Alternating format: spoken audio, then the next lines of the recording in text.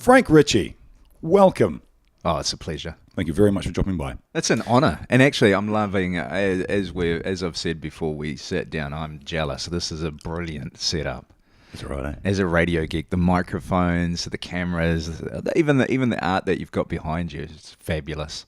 I think you got to get personality in there, eh? Yeah. It's all very good having like white walls or, I don't know, the ZB logo behind you. But, you know, sometimes you got to... Let's not mock that. Let's not mock that. I deliberately take photos every time I'm in that main ZB studio just so I can say, hey, look where I am. How did you get into the media side of things? Oh, that's a good question. Quite by accident. I dreamed when I was in high school of being a radio announcer, only because I listened to radio announcers and I thought they were the coolest. Didn't think about how many people were listening to them or anything. I just thought radio announcers were cool, and I memorized songs and playlists, and I would flick between stations to see how much their playlists matched with each other, and so I just thought radio was cool. But I stuffed around in high school. I think I passed 2 School C subjects, history and English, because at the time they were scaled up. And then I got to the end of 7th form, and each year I'd managed to talk my way into the subjects that I wanted to do. Gift of the gab, I guess. And so I got to 7th form doing the subjects that I wanted, and got towards the end of the year, and in physics I only had 2 pages of notes, because I just stuffed around so much, and I thought, okay, this is a waste of money. I'm going to sit bursary and I'm not going to pass anything. So I left, which meant that I didn't have anything that I thought I would need to go to something like broadcasting school. So I took the first job out of school that I thought I could do, which was a painting and decorating apprenticeship. So I spent years painting and decorating houses. And then in the part of my faith journey, I went off and studied theology for a bit, which is a story in and of itself. I was milking cows to pay my way through, and I had a friend who was producing a talkback show on Life FM at the time. And one evening, that up here in Auckland? Yeah. And I was living in Te Araha, so about an hour and a half away. And one Sunday evening, he invited me onto a panel. They used to do a rolling panel. Each Sunday night would be a different set of people, and no one host. And so he asked me to come up and talk about men's issues. Yeah, I'm an expert. I'll come up and I'll talk about men's issues. I'm a man. I was in my early to mid 20s. Yeah. I have no idea. It was just friendship. And they really liked what I did. I had the cassette tape for quite some time. Years later, listened back and thought I sounded awful. I was talking way too fast. My voice was higher pitched because I was talking so fast. It was terrible. But they really liked what I did. So they said, hey, would you like to keep coming back every now and then as a guest on the panel? So I did. They really liked it, and got to the point where they said, okay, now would you like to host it every time that you're up and you're on the panel? Would you like to be the anchor, the host? I said, yeah, that would be fine. And then after a little while of doing that, they said, okay, we want to go to one announcer every Sunday night that people can buy into and get to know. Would you like to do that? And I said, yeah, I would love to do that, which launched me into about 8 years of talkback every Sunday evening on Life FM, which was a real experience. So that was my introduction. Yeah. What was the transition from Life FM to secular radio? Well, that came about because once I left Life FM, I'd done the talkback for about 8 years. I did the night announcer role for 2 years and the drive show for 2 years. And I just got to the point where I was talking about justice issues a lot and trying to make the world a better place.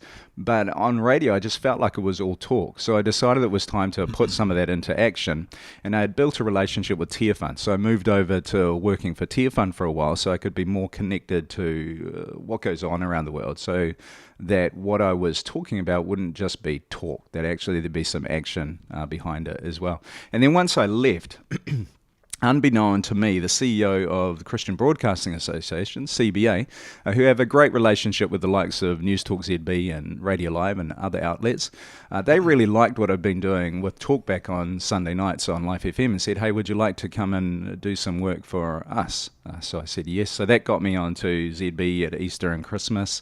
I was filling in on Sunday nights for Sam Bloor for quite some time on ZB, and then Sam decided to step aside, so I took up the role. How's Sam? I haven't seen Sam for years. Sam's good. Yeah. He's that man is a smart cookie. He intimidates the shit out of me. My goodness. I haven't seen him for a while, but he had some health stuff.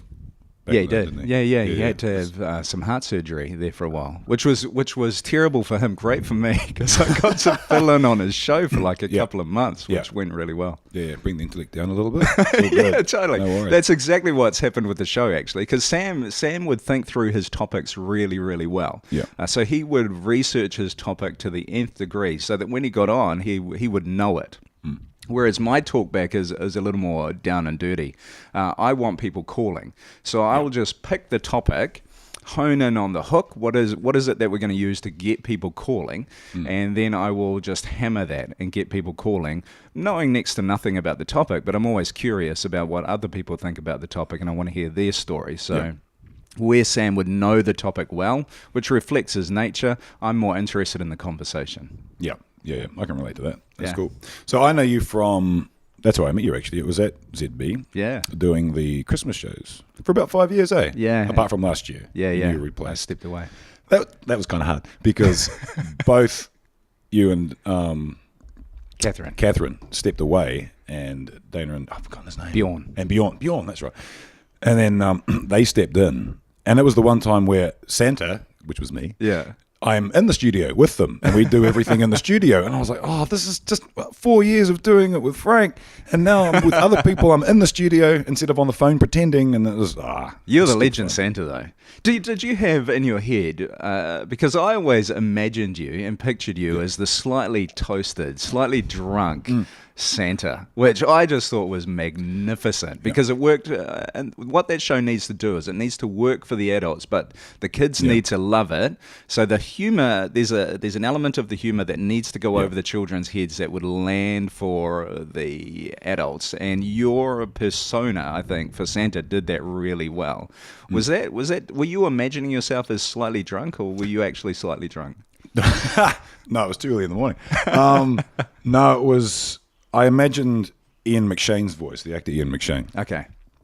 And I just sort of put on that kind of like, hello, boys and girls, and all that.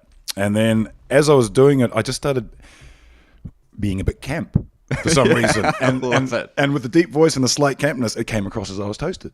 And I was like, oh, that's quite funny. That was the first year. And then I just sort of, I did actually imagine. I've had a couple of sherries before I've got on the sleigh. I'm out doing it. It worked so well. That was good fun. But that was actually one of my first tastes of radio. 'Cause I've been doing voice stuff for almost 15 years now, but it's always doing ads, step into a studio, walk out, but never live. That was my first live experience. It's a thrill, eh? It's awesome. It is awesome. I loved it. And when Phil calls me up and he says, oh, you can just stay at home, stay in your underwear and we'll call you.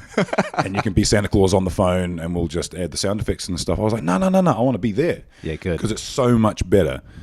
It's like a stage production, If I'm at home and there's no vibe, you're not feeling it, you know what I mean? Yeah. So I was like, no, I'll come in. It'll be awesome. So I'm still doing it on the phone, but I'm in that other little booth, and it's awesome. Great. It's great radio, and live radio is. I hate things like roller coasters. I just can't do anything that is supposed to scare me. I just don't really see the point. But I'll happily jump on live radio with thousands of people listening, with the idea that this could go over the edge and it could go rotten at any point.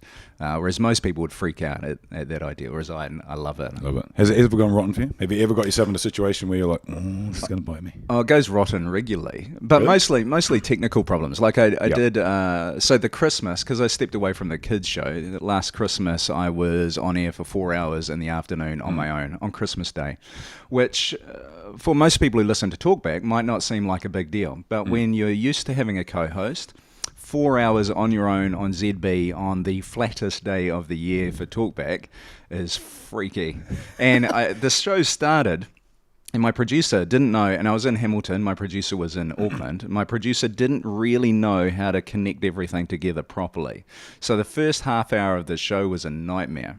And I still have slight PTSD as I think about it. My heart starts pounding as I think about what it was like to be live on the air, Christmas afternoon, to have it go to custard. I remember we had... Especially when you're not in control. Oh, yeah, no There's control nothing you whatsoever. can do about it. Yeah. And I can't yell at the producer, even though it's all going to custard. And It'd be great radio, though. Oh, it'd be fantastic radio. The guy in the collar swearing at the producer live on the air. But eventually he got it together. But I had a guest on, and they dropped out in the middle of the interview. So at one point, for no good reason, in the middle of the interview, you just hear doot, doot, doot, doot, live on the air, and I was freaking out. But it was a thrill, and I loved it. Right. And it's the sort of radio that the kids show was always interesting because I think I'm more built for slightly more serious radio. Yeah. The fact that we were getting radio awards for the kids show, so I've got all these awards for kids radio. Yeah. It's just not what I do. It's not what I did for 8 years. I was thinking actually when you weren't on the Christmas just been, I was like, oh, Frank's not going to get an award. Yeah. Or Frank is going to It was a double-edged sword because I was like, oh, I'd really like another one, but it's kids radio. Yeah. Oh, man, that's funny. So I had coffee just before, and the milk cream has made me really thirsty. Just trying to get rid of them. Yeah, I'm just trying to get rid of the coffee. Trying to swell it out. So you're living in Hamilton currently? Yeah. Why? Why not, mate? Why not? Hamilton is magnificent. I grew up in Te Araha, which is about 40 minutes away from Hamilton. Te Araha is amazing. The Kaimai Ranges. Spent a lot of time tramping in the ranges, doing overnights in huts. Really learnt a lot about myself when I was young. Doing that, but Hamilton was always our city. But Hamilton, the Hamilton that I remember when I was young, was a farmer's city. It was the rural city that would service all the little rural towns around it. But it's grown significantly since I got married. We lived in Hamilton for just under a year, moved away, and I lived in Auckland for about 14 years, I think. In that time, Hamilton's grown significantly and I think it's in an identity shift at the moment. Part of that's related to the death of the inner city due to some building out the kind of north end of the city along Te Rapa, what's known as the base. Oh, yeah. All that shopping with free parking just killed the inner city. So the city's having to rethink itself and what the inner city actually is, what the CBD actually is. So there's this wonderful identity shift going on from being the farmer's city to being just a good urban city in and of itself. And it's because it's in that cusp and because it's still like a big town, you can become a relatively big fishy in a city like that. And it's not too difficult. When you wear a collar, you become noticed relatively easily. So Hamilton is a place where I feel like I can actually make a difference. Whereas Auckland is big, monolithic, and there's already loads of amazing stuff going on. It doesn't need anybody to come in and nurture some of that stuff. Whereas I think community, arts, faith in Hamilton, and the combination of those things, I can actually make a difference there. Do you have a bricks and mortar church down in Hamilton, or is the world your chapel? Hey, I like that line. John Wesley used to talk about, who's the founder of Methodism, which I would place myself in, talked about the world being his parish. And I remember when I first got ordained saying that the world is my parish. I was working for TFN, I was doing radio. It's like everything is where I place myself. There's an element where that's still really true. But now I have a very definite little community, Commoners Wesleyan community. We meet in a church called St. Francis, great name, in Hillcrest in Hamilton. So I do have a little community now that I call my own. They would be my parish. Cool. Yeah. Nice. So where to from here, media-wise? What are you hoping to do? We were talking before that you want to do your own podcast. Yeah, I do want to do my own podcast. Someone else. Part of that, I just want to be like you, mate. I want your voice. I want this studio. I want these microphones. These microphones are the most beautiful microphones I've ever seen. These are mean. I would like to get into podcasting. I've liked the idea of podcasting for a very long time, but I'm essentially a very lazy guy. I am the sort of guy who would love to sit down and have the conversation, but to organize the conversation and then to do the technical work, that's not me. So I need a team. So I've got a couple of other people now who are interested in handling that stuff for me so that I can just sit down and do this. In terms of radio, more talkback would be great. I don't ever want to be a full-time announcer again just because I do other things. I engage in the media in other ways as well that I think are a little more important for who I am and what I do. But more talkback hours would be great. I would like to own ZB's Sunday night. Yeah. The Frank night, not just the hour, The whole night. Oh, yeah, and I've got an amazing co-host, and we hit it off really well. And there's an element which is probably the ego of every radio person, where I think we're slightly wasted as a duo, just with an hour and a half. Give us some more, and we'll light it up. Yeah. How do you handle the world's in a funny place? Yeah, left and right, and all that sort of thing, and everything's going all over the place. How do you find fitting faith-based talk into a secular world? Yeah, that's a good question. Especially a secular world now, which is so progressive, or likes to think it is, and will jump at anything just to say you're wrong or anything like that. You know, how do you deal with things like that? Yeah, I don't find that unusual. I used to do Talkback on Life FM on Sunday evenings. ZB was seen as I saw that as the holy grail. You know, if you could get anywhere, if you could host Talkback on ZB, you've made it. No matter how much time they give you, you've made it. But could I foot it on ZB? Yeah. Whereas now I do ZB, and I look back at what I did on Life FM, and I think actually that put me through the fire.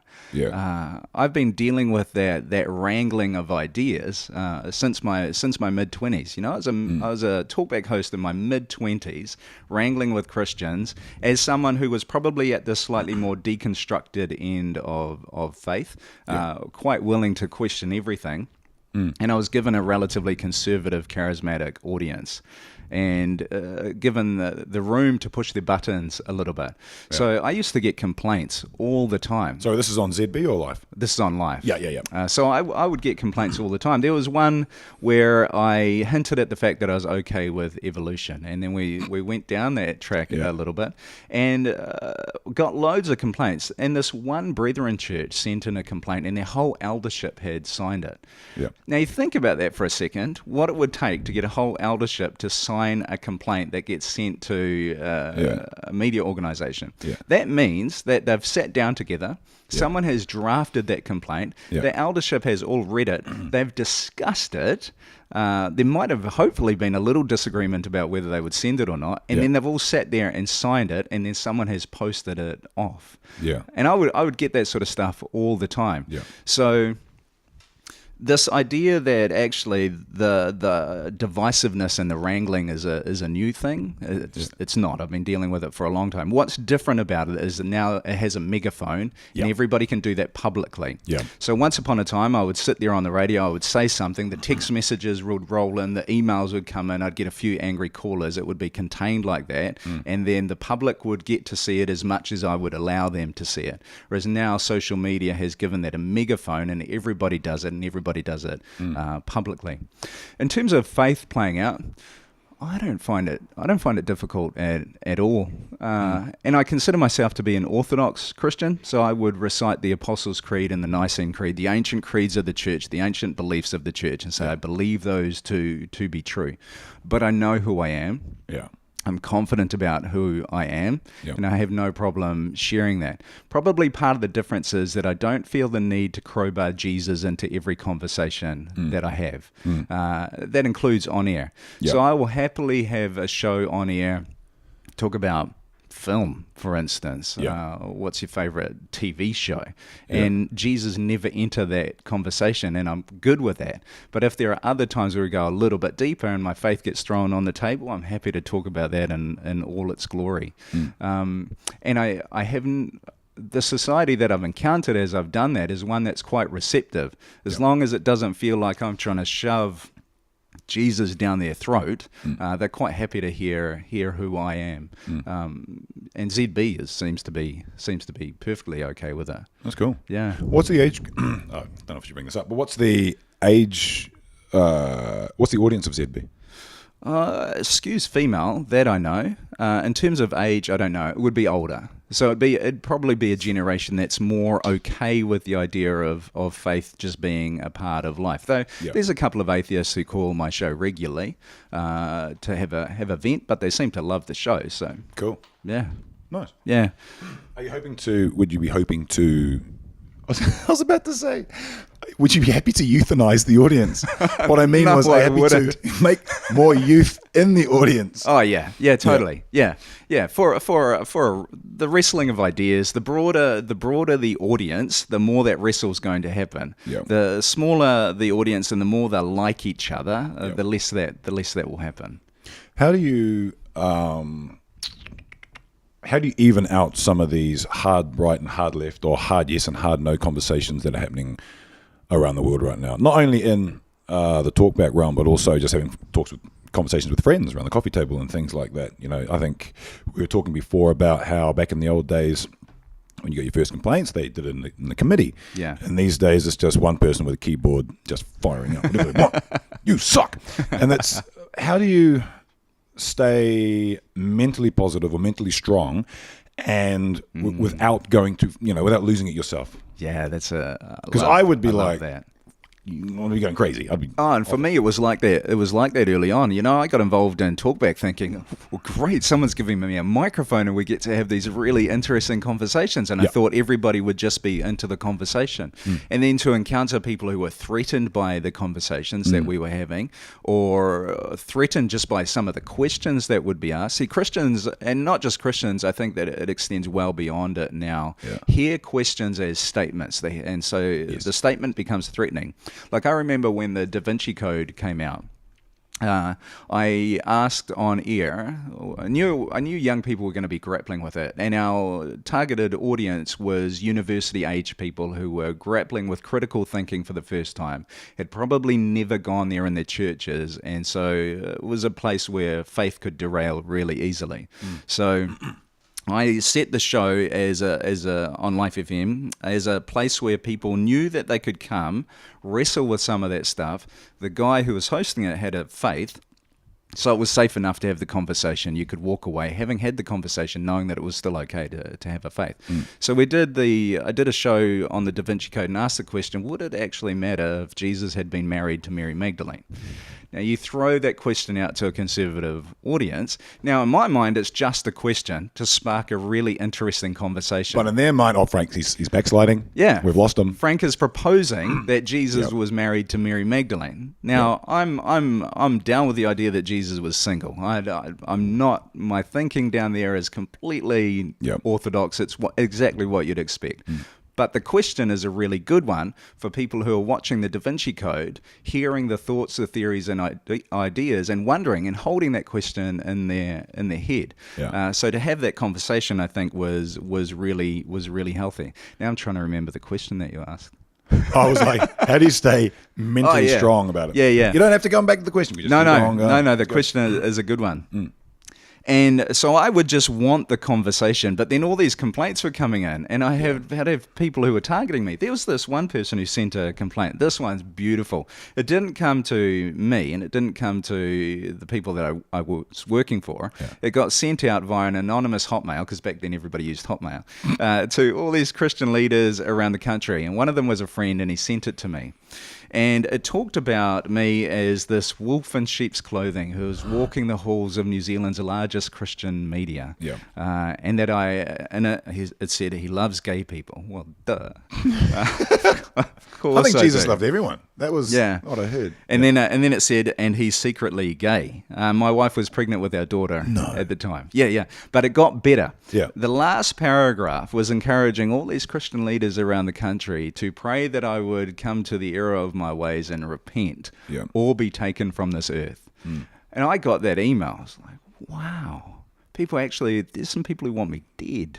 And I remember getting to the end of shows, having had complaints, and I'd go home to my wife, drive back to Hamilton, because I was living in Hamilton at the time, and I would be late at night, and I'd come and I'd go, honey, are you awake? Are you awake? Until she'd wake up, and then I'd share with her these complaints, because they were biting. They were really messing with my sense of who I was and what I was doing, and I was second guessing everything. So I'd offload to her, and then I'd go to sleep, and she'd lie awake the rest of the night stewing about these people who had complained about me. So early on, I found it really hard. And I think the radio that I was doing was suffering, because I wasn't owning who I was. I was trying to stop that. I had a faith crisis in 2012. So this is quite a way after having given up talkback on Sunday nights. Faith crisis. I was over in the West Bank and dealing with the Palestinian-Israeli conflict, because Tia Fund was supporting some organizations on both sides of that conflict. Had a faith crisis, and it really ripped my faith apart. I didn't stop believing in God, but I was questioning what faith was and who I was and how I understood faith. And came to the sense that my faith was about what I was achieving in the world. You know, if I was making a difference, if I was making things better, then my faith is good. And then encountering something where I couldn't make any difference whatsoever, completely through that. And I remember, this sounds wonderfully romantic, it's not. I remember sitting in the church in the Nativity, where tradition is held for like 1,500 years to be the place where Jesus was born. And the altar of the church in the Nativity sits on top of the cave where it was supposed to have happened. And as a pilgrim, you come in and you walk down some stairs on the side of the altar, and you go down and you kiss the spot where it was supposed to have happened. And the Orthodox monks were doing their liturgy of the hours. They were waving the incense around, and I was sitting in front of the altar. Incense everywhere. You've got icons, you've got history, you've got this liturgy that I couldn't understand whatsoever, and I loved it. If heaven is divided into places, there'll be Hillsong down one end, these guys at the other, and I'll be down here the whole time hanging out with them. But I remember sitting there thinking, I should pray. I should pray, because this conflict is so bad, so entrenched. I'd been speaking to Israelis and Palestinians. I'd visited plenty of sites where both are affected by the conflict, and I just couldn't see any way forward. Two-state solution seemed dead in my head. And I thought I should pray, but I didn't know what to pray. So I've got nothing. And in that moment, there was no expectation that I could do anything. All of a sudden, I felt really useless. And I had no expectation that God would do anything either. And it was really freeing to all of a sudden think, saving this world is not up to me. And sitting in that silence became a thing. So I thought, okay, well, if that silence is freeing, maybe coming back to silence regularly is a really good and healthy thing to do. So I started weaving silence into my rhythm, my spiritual disciplines. We're talking like meditation, or just sitting there in silence, intentionally sitting there in silence, and having things to bring myself back if I feel my mind wandering all over the place. And as any normal person would do, discovering that, I went and spent a week at a monastery in the Central Hawke's Bay to do their rhythm and catch their rhythm of silence in the middle of winter. And so now I spend time every morning sitting in silence, intentional silence, to actually just sit there with me and God. So in the silence, it doesn't matter if I'm a good radio announcer or not. It doesn't matter if I'm a good Bible teacher, a good prayer, a good husband, a good father. It's just me. There's no expectation in that space. So that space is a reminder every single day that what other people think about me doesn't actually matter. Whether I do a good job or not, ultimately doesn't matter. So I stay sane, even though I still get complaints every now and then. There's still lots of people who don't like me and what I do. I stay sane by coming back to that space regularly. I think that's something that's happened to me over the last sort of 18 months. I went through a bit of a bad time between mid-2016 and mid-2017. I had all kinds of things going on. And I just started researching, listening to podcasts, and just meditating. That was a big part of it. And I just did all this research and was like, what do the most successful people in the world do? Oh, they get up at 5:30 every morning, they meditate, they go to the gym, and then they get things done before everyone else has woken up. And I'm like, I'll do that. And for the first time in my life, this is 37, 38, I suddenly had this like rush of discipline. It was weird. And what I found was, I suffer from depression. And what I found was having that element of discipline and solidarity in your day allows you to be as creative and as nuts as you want to be on the top, and we work in creative industry, and no day's the same. It's not like a 9-to-5 where you go to work and you sit down at a desk and all that sort of stuff. That has its own issues, which I can't relate to. But for me, it's just, you need to start, or you need something. I get up in the morning, go to the gym. I'll have 20 minutes just to myself, silence, and then I go get coffee at the same place every day. Yeah, good. If I can. And then I'm right for the rest of the day. If I can't do that, it's hard. Yeah. Like it's tricky. It can get hard. So was the discipline though? Because a lot of people have this spurt where, and I've been like this. For me, I have to keep coming back. Yeah. Was that discipline just a spurt for you? Like it was really easy for a little while, then it became hard, and now you've got to this place where life's hard if you don't do it. Was there a period where, or have you ever since you had that? It worked? It was kind of. I gave myself 6 months. So a friend of mine and I. He was overweight. He was a big boy. And I just needed to do something to start this whole discipline thing off. And we thought, right, we're going to stop drinking for 6 months and we're not going to eat any carbs and we're going to go really, really healthy for 6 months. And I was like, all right, sweet, let's do it. Having someone else to do that with was a really good kickstart. So we weren't competing. We were just keeping an eye on each other and holding ourselves accountable. And that was the initial catalyst. And then, to be honest, it got easier as I went along. To begin with, not drinking, that was all right. Didn't really care. Being a single dude, though, and you're going on dates and you can't drink, and they're looking at you from across the table going, are you a former alcoholic? You okay? What's going on? That part was hard, but then you just drink fuzzy water, put a lemon in it, and they never know. Yeah. You know? But yeah, so just creating that. And the 6 months went. I lost about 7 kgs. I got really, really fit. Yeah. But the most important thing about that entire thing for me was my mental health. I felt so clear and so clean. And now it's almost like an addiction. I'm trying new things out. I'm changing my diet. I fast quite regularly. Like I won't eat until 11 or 12 o'clock during most days. And at the moment, I'm trying the carnivore diet. Oh, really? I'm only eating meat, man. And I've been doing it for about a week and a half. It's not 100% carnivore. I after I go to the gym in the morning, I'll have a protein shake and I'll chuck in some superfoods like cinnamons and gingers and all that sort of stuff. But after that, it's steak and chicken for the rest of the day. Man. And I'm feeling good about that. I've heard interesting things about that. Yeah. The carnivore diet for especially for people who have had mental health issues, depression or real physical body issues. That actually it's been the thing that's made a difference. I went for a coffee with our flatmate this morning after the gym, and she was saying that you look better. You know, you seem happier. And I was just like, yeah, I hadn't really noticed. And then I thought about it, and it was like, yeah, because a couple of weeks ago I went through a bad spot. Yeah. You do. Then I started this carnivore thing, and now I'm just like, man, I'm bouncing. This is good. And it's not like peaks and troughs, like sugar highs or anything. It's just like this constant feeling pretty good. Yeah. Feeling pretty good.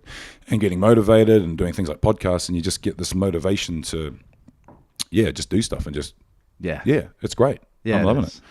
But it takes that initial spark of discipline, because the whole thing's cyclical. You'll get people who are in the mental health funk, they're depressed, and then to climb out of that, the idea of getting up earlier, the idea of eating well, those things can seem like insurmountable mountains. But if you get there, then the cycle can be broken.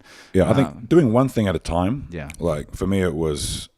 Actually, no, I just went all out to begin with. I'm sort of a cold turkey kind of guy. Yeah. Like I start the diet and I'll start the workouts at the same time. I have to do both because it motivates the other. So if I'm eating really healthy, I'm thinking, well, I may as well be working out. And if I'm working out, it's like, well, this is a waste of time unless I'm eating healthy. So for me, it's doing it all at once. I'm the same. But for some people, I can see that one step at a time. Just go for walks, and then start taking sugar out of your diet, and then start doing all that sort of thing. And that makes a big difference. But the diet change for mental health is something, oh man, I can't talk about it enough. Yeah. It's phenomenal. You know what I mean? Cutting sugar and carbs, and not completely, I did for that 6 months. Yeah. But now I'm just like, oh, I'll have a meringue every once in a while. Naughty boy. There's a cronut. It's a Sunday. Why not? The Lord's Day. I'll have myself a cronut. But it's, but I've earned it. Yeah. You know what I mean? I eat something like that and I still regret it later on. I think as we get older, I've become more intolerant to certain things as well. Like I can't have too much dairy. I can't have too many carbs anyway. Bread bloats me. It's horrible. Yeah. What a mess. But, you just you get into that cycle. And now I've sort of got a goal. And even though it was a really shit year that I had during that period, but that set me up now mentally, psychologically for the rest of my life, and I'm not going to look back. hopefully. It's really good. It's really good. It makes sense, though, doesn't it? I mean, I think over the last 20 years or so, there's been a big rise in mental health issues. Yeah. And if you track our diets as well, how they've changed in the last 20, 30 years. Like I remember when I was young, I grew up in a one-parent household. Mother, she was on the DPB. She was mentally ill. She suffers from mild schizophrenia, split personality disorder, clinical depression. Yeah. Yep. But I remember the stuff that we would eat for dinner, and it'd be really basic. It'd be like mashed potatoes, some peas, and maybe a sausage or two. Yeah. And so when you think about what you need to see on your plate in terms of a serving of carb, the vegetables, and the protein, the old school meals that we would eat in New Zealand were that. And they were really easy to see. And hardly any of us were actually overweight. I was a skinny lad. I was walking everywhere. I was eating like that. My carb would be some Wheat Bix in the morning, and then a sandwich with some Molenberg bread if we were lucky during midday, and then that would be our dinner. That's a reasonably well-balanced diet, and then we would be burning it off. But the amount of processed food and sugar that's been shoved into us the last 20, 30 years has been immense. And then we're wondering why we have all these issues in terms of mental health. And during that time, we've individualized more as a society as well. We've broken down some of those communal things that would pull us together and put us in relationship and talking to one another. Yeah. So you got bad nutrition, you've got this individualization and this thing that's held up as to what you're meant to be that you're never going to meet. You're always going to be slightly dissatisfied. And then we're wondering why we have all these mental health issues. So, and what scares me about it is I don't think we have the ability to solve the problem, because it would take a deep conversation about what our society is actually where the problems really are, what we've become, the ability to critique it, to speak against it in order to bring back some of that health and some of that life. And I don't know if we're at the point where we're ready to critique who we are as a society. I think it's creeping in some ways. I mean, this is an odd analogy, but we were force-fed reality TV during the O's and the early 10s. And then suddenly HBO, Netflix, and all this come along, and we're getting fed quality drama, but then you're also getting quality documentary and all that sort of stuff. So we're actually getting, it's a weird analogy, I know, but it's like an entertainment. We're shifting. We're becoming more intellectual, becoming more cultured when it comes to what entertains us. And I think the same sort of thing can happen with food and can happen with mental health and all that sort of thing. I mean, mate, I'm just sick of hearing about suicides. Oh. You know? Yeah. It's terrible. And a lot of predominantly, it's middle-aged men. Yeah, it is. And this is the thing that we're not talking about. You look at the statistics for suicide over the last couple of decades, and men kill themselves by far more than women do. But because women talk about it more, we're more aware of what's going on for them. But there's this silent thing going on and Māori men kill themselves at a higher rate than non-Māori men, and both are well ahead of Māori and non-Māori women. So clearly we have an issue for Māori men. What's behind that? And we have an issue for men in general as well. I listened to a great podcast the other night when I was driving back from Auckland to Hamilton by the liturgists. Fabulous. And it was called Man. And they were talking about men, the patriarchy.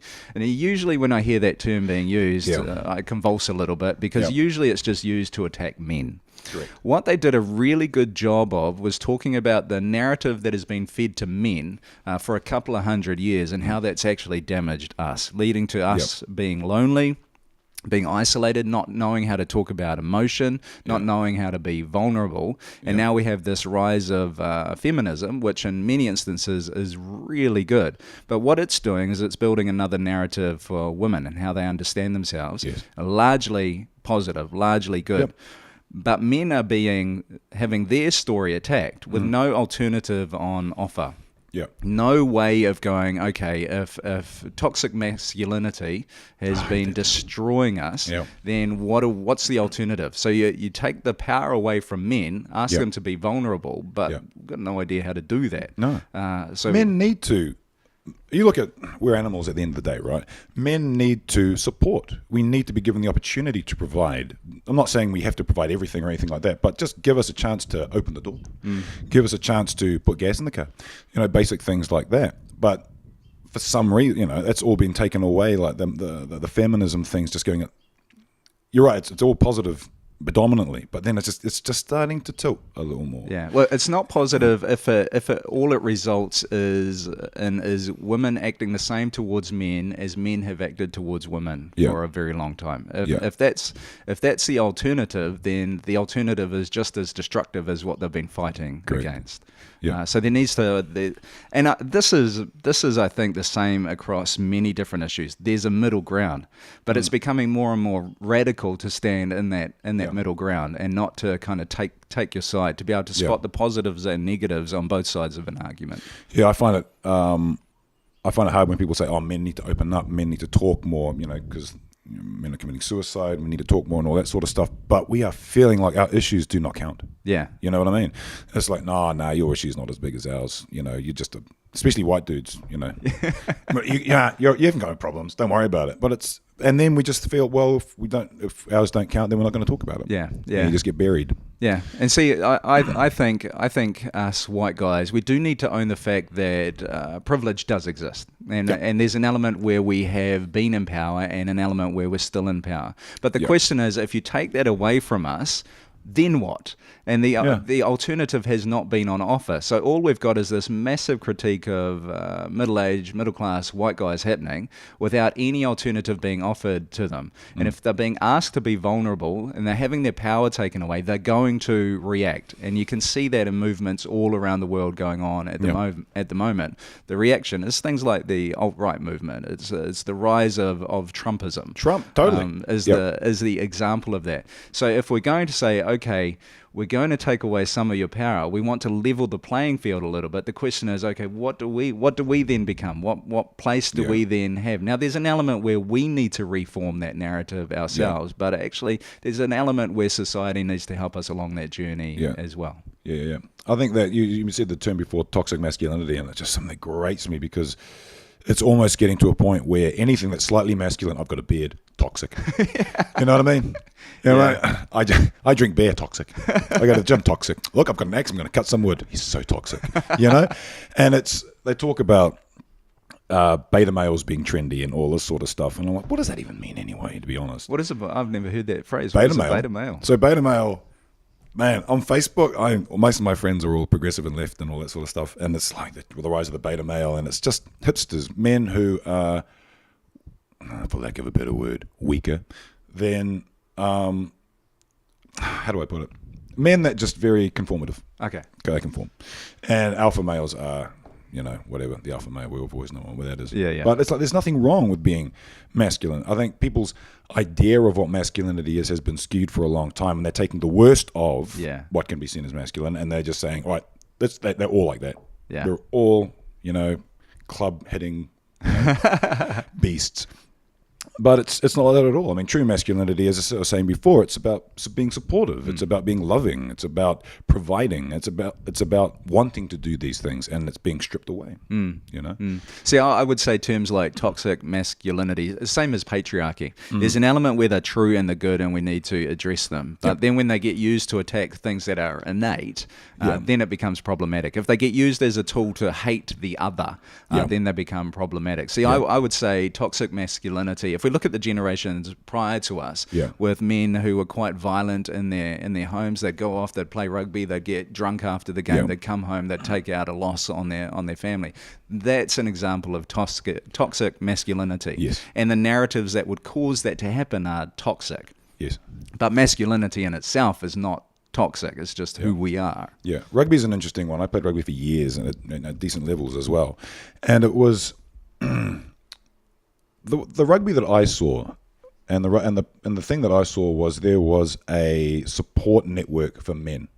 There were clubs, junior club and mid elder clubs, under 21s, and then seniors, and then within those teams there were also senior players, and it all trickled down. And there was a teaching and a handing down of the torch and all that sort of stuff. So predominantly what I saw in sport and rugby and in rugby clubs was communities coming together, working together, women came and support, kids came and supported, men got to be men on the field, and there was an education going on about what it is to be a man and all that.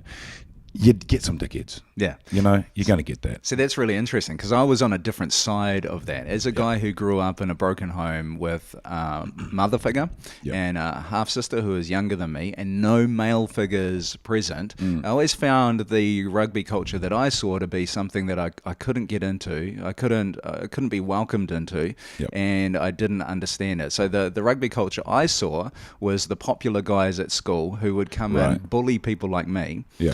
And they would have parties every weekend where the coach was providing them a keg. Then everything that would go along with that, the girls who would fawn over them and then tease you as well because they wanted to be on side with the rugby guys. Not that I had my high school was fantastic and I had a great group of friends, but that was the rugby that I saw. And as someone who didn't have that male figure in the house, that vision of masculinity and what it means to be a man just didn't fit for me. I think, okay, for a start, high school rugby is very different. The culture at high school rugby is very different from when you start getting into adult rugby, club rugby and that sort of thing. But I totally get where you're coming from. I went to Wesley College, and that was rugby hard. You know what I mean? But the culture was very different. I won't bag on the other schools around the area, but I'll try to do it without mentioning names.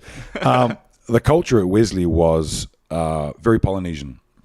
And because of that, it was a lot of faith. And we were very serious, and a lot of pride, and a lot of hugging, and a lot of you can do it, and all this sort of thing. When we went and played other schools in the area, Pukekohe, and some others, it was very white back then. I think it may have changed now, I don't know.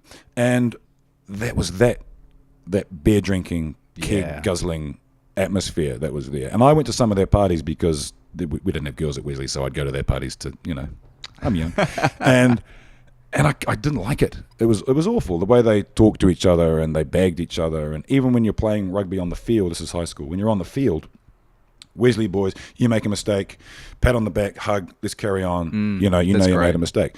For the other more predominantly Palangi schools, it was they made a mistake. The other players were like, "What are you doing? You're an idiot!" and blah, blah, blah, blah, and all this sort of thing. And it shocked me. It was, how do you do that? And it was just fascinating. So I can see how that, if you're in especially small town New Zealand, that can, carry on through to the adult ones. But I mean, once you get into club rugby, when you're dealing with age groups from 21 up to 35, 36, there is a definite structure there, and you got adults teaching the boys, and it's a bit different. Whereas high school, you're invincible.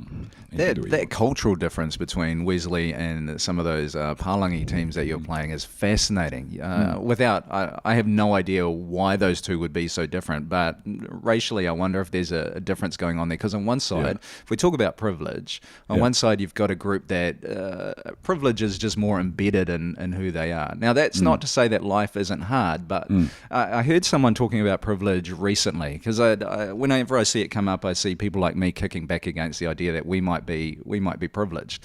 But I saw someone say that privilege isn't about whether your life's going to be hard or not. It's just that the color of your skin isn't going to make it harder.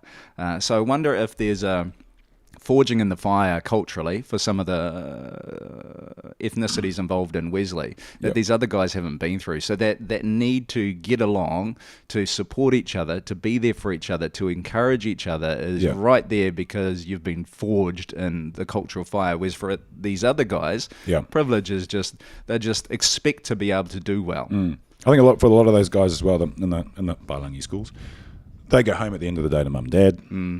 I think there was a lot of, it was Pukekohe is not, it's a well-off area. It's a good area, a lot of market gardening and all that sort of stuff. So there's money there. But for Wesley, it was a boarding school predominantly. So, you get in there and you're brothers and you look after each other. And that was the way it was. And I saw a big change. Guy started high school in, 1993, and I finished in 1997. The difference between 93 and 97 was amazing. In 93 there was a fear of seniors, and it wasn't a bad fear, a tyrannical fear. It was just it was more like a respect. And over that period in the 90s, I don't know what happened, but the time I was head boy in 97, man, we were shat on by the juniors. They did not care. Uniforms were a mess, all this sort of stuff. That was the time when, I don't know, capital punishment. Corporal punishment had ended in the early 90s, and then you couldn't do anything. Police would get called straight away for anything. And, and I'm not saying that that's a bad thing, but just that fear or that respect dropped away. You know, I'm not bitter about not being, they should have respected me more. No, I'm kidding.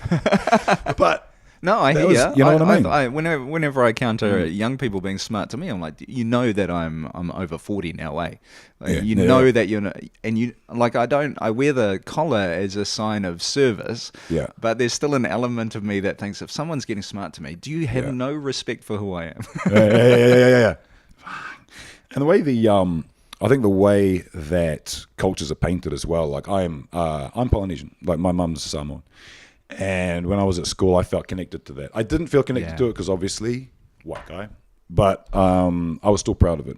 Good. When the Poly boys did well, I celebrated. And when they made mistakes or they acted like idiots, I was disappointed. Yeah. You know what I mean? But I know that everyone's like that. You know what I mean? But in the media and that sort of thing, there seems to be a scapegoat almost, like a painting of it. Like you look at when Tonga was doing well in the Rugby League World Cup. Rather than celebrating what was being achieved, which was happening, but rather than just the amazement of that Tongan team doing so well, 50%, I reckon, of the coverage of media after the fact was about the violence that was happening in Onehunga, which might have been one street. You know what I mean? And it's just, why? And something I've noticed is that the white boys up here on the North Shore, they're just as bad. Oh, totally. They're just as rascalous. One of the things I often say to people when it comes to schooling, should I send my kid to a private school because then they might not encounter the violence and the drugs. Well, they will. It's just a different class of drug because they've got some more money to spend on the drug. Yeah. Mum and Dad can provide more, so to speak. No, it's interesting. I went down to Rhythm and Vines a few years ago. I'll never go again. That's when they had the riots. They had riots down there on one of the... I remember. And they were allowing alcohol in there. I've never been. You don't want to go. And they were complaining about all the violence that was going on and the rioting and all that sort of thing. And they were saying, it was local boys, it was these local Māori boys from Gisborne coming in and doing it. I was there. It was all self-entitled white boys. Yeah, and girls. Yeah, acting like idiots, so drunk, and it's and then alcohol's another thing. It's like, oh man. Anyway, but it's because I think we're often blind to our own context. We're blind to the sea that we swim in. So it's easy to see the violence and the wrangling of other people because it's not our sea. So you'll get media coverage happening. The media is predominantly white middle class. So then coverage will happen that paints the problem with the other because they see it. It's not something they're doing deliberately. Yeah. It's just it's easier to see when it's the other. I was listening to Tainui FM on my way up this morning because we're trying to learn a little bit of Te Reo. And so listening to a radio station that I just don't understand is helping that process. But the young lady on there this morning was talking about how in the media she sees most coverage of Māori being relatively negative. You'll see good stuff during Te Wiki o Te Reo Māori, but then outside that's of that... Maori Language Week for anyone who... for you international viewers. But outside of that, it's largely negative, where because she's involved in Māori media, watches Māori TV, she's part of Tainui FM, the type of media she hears about Māori is quite different. It celebrates the achievements. It looks at the beauty of the culture. But it's easy for mainstream media, predominantly white, to see the problem with the other, and the other is a different colour. Yeah. It comes down to being that simple, doesn't it? Yeah, it does. And yet that complicated as well. It does. It's a struggle to hear it. But even I, who have, I grew up, my primary school intermediate years were in Tokoroa. My closest friends were Samoan. They lived in the blocks of flats and houses really near me in the same year, so we would hang out together. I didn't see colour until I got to intermediate. And then it started to be pointed out to me when I wanted to join the Kapa Haka group that I was a little bit different from everybody else. And all of a sudden I started to see colour. But the fact that the colour was pointed out to me then started to shape how I saw people who were a different colour from myself. And so I find it easier to see the stuff that goes on that I find culturally hard to handle. I find it easier to see in people who look physically different from me, and I have to check myself on that regularly. Not just here in New Zealand, but when I look globally as well. When I think about my work in Tiafan, and I think about the Middle East, and I think about people who are culturally very different from myself, it's very easy to see the problem over there without addressing it in myself and my own culture. But that's easy to do too, because we've lost self-critique, healthy self-critique. We've got negative self-critique because we don't live up to the societal expectation that's set for us. But healthy self-critique we've lost. And I think it's because we live in a culture that places our individual thoughts and our individual rights on a pedestal and says that actually you're the king of your own life. You're the queen of your own life, and how dare anybody encroach on that. And it seeks to sanctify everything that we think about ourselves. So until we can get back to a place where we know how to critique ourselves in a healthy way, it remains easiest to see the problem in the other. It's so hard to critique yourself though when you're on, especially with social media, Instagram and those sorts of things. You're seeing these edited versions of everybody, and they're all like smiling away, looking wonderful, got a tan, and it's you compare yourself to it. You don't want to do it. I don't now. But I think maybe there was an element where I did it a few years ago. But now I'm just like, whatever. You're editing that, you know. So it gets hard for someone who hasn't got confidence or anything, or struggling when they see these perfect images of life, and they don't understand that they are far from perfect. Something I've realized is it was with some people, the more perfect their photos, the more effed up they can be. You know what I mean? There is some deep-seated stuff in there. And I think conversation is where it's going to heal the world, so to speak. I think we need to be able to converse without pointing fingers and without comparison or anything like that, and pointing out what's wrong with the other that we're talking to and all that sort of thing.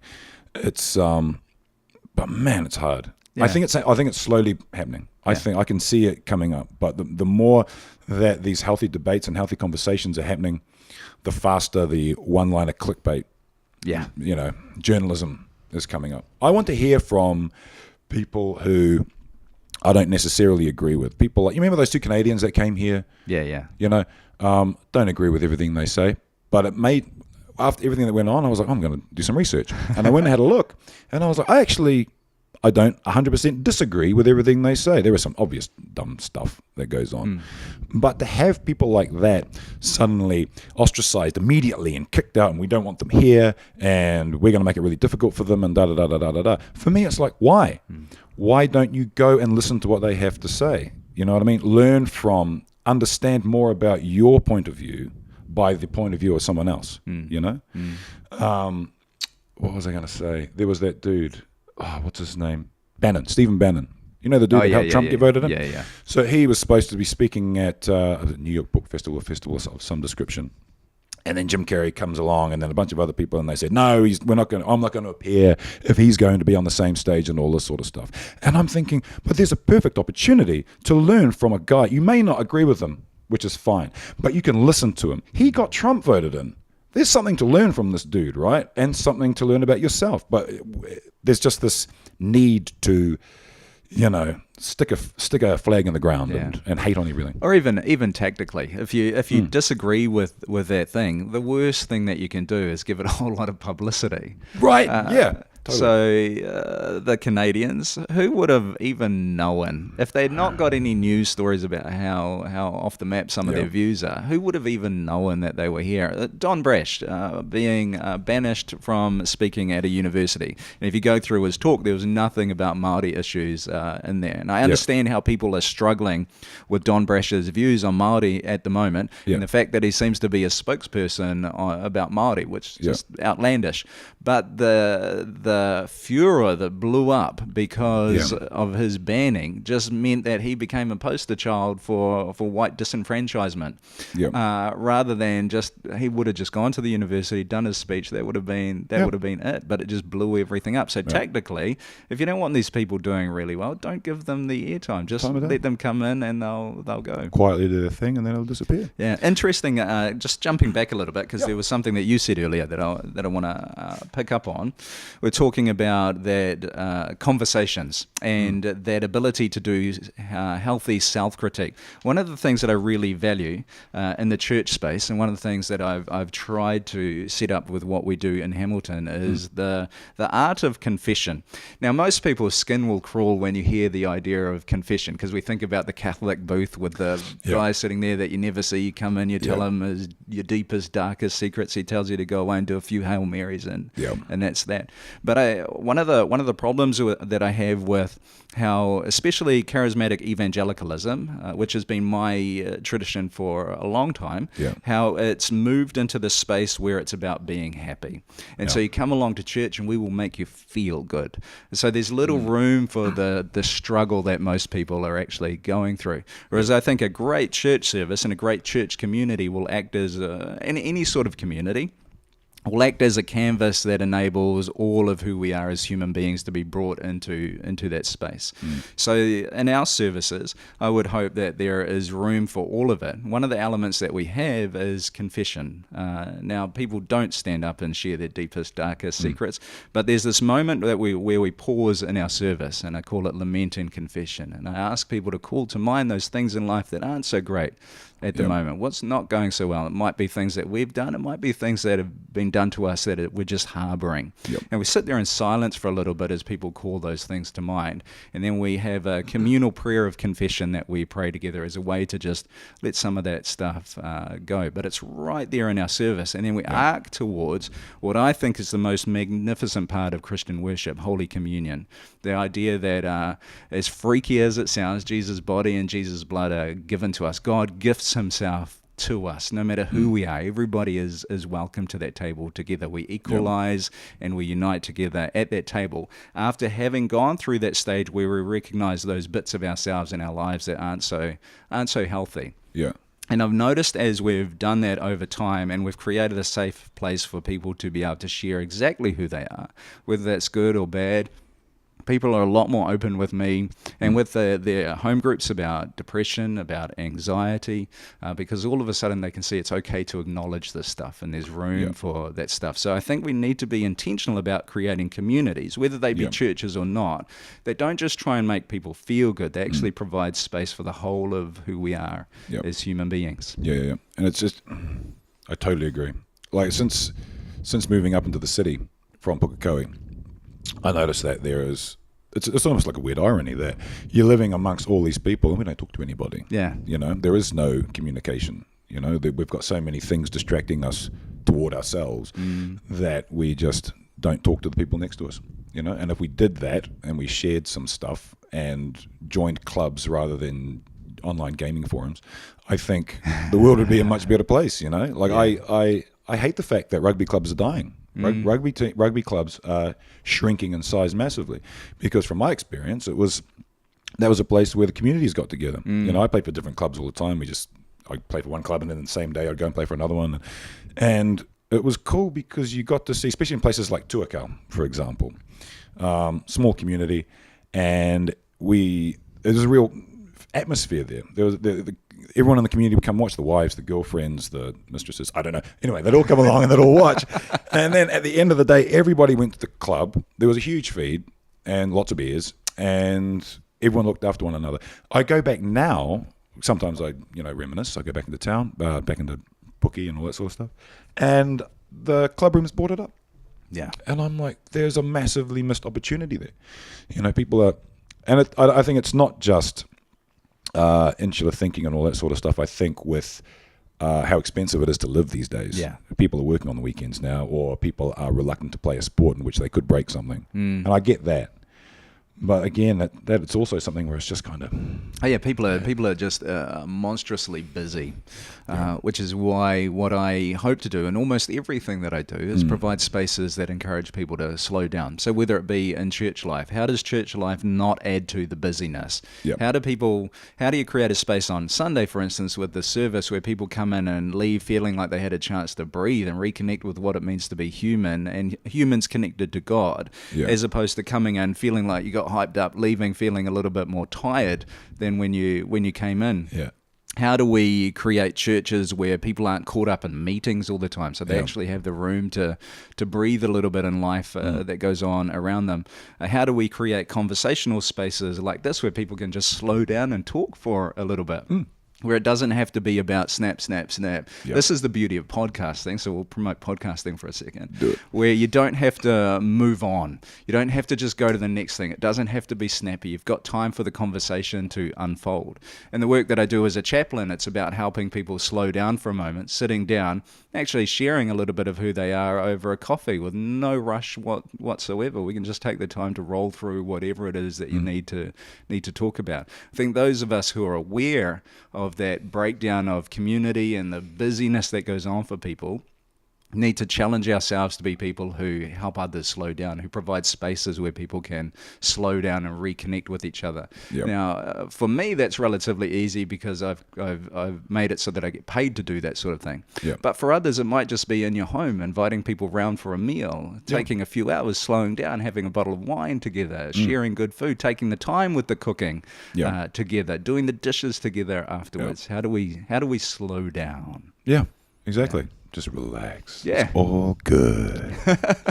I think when I was younger, I used to think differently, but these days I think like this. I think I like to see dudes hanging out with dudes and chicks hanging out with chicks just for a while. Yeah. You know, on a Saturday night, guys go to the rugby as guys, girls go and do their thing. Because I think there is a pressure in relationships to share everything with one another. We all know that there's a massive divorce rate in this country and all over the Western world. And I think it's because with the insualization of everybody, if that's such a word, I don't know. But with that going on, people are only sharing their problems with their significant other. And these are things that a lot of the time should be talked about in groups of the same sex. You know what I mean? With your mates. And that's what the rugby club thing used to was a thing. And I watch other cultures, like you'd go, I went to the hot pools a while ago.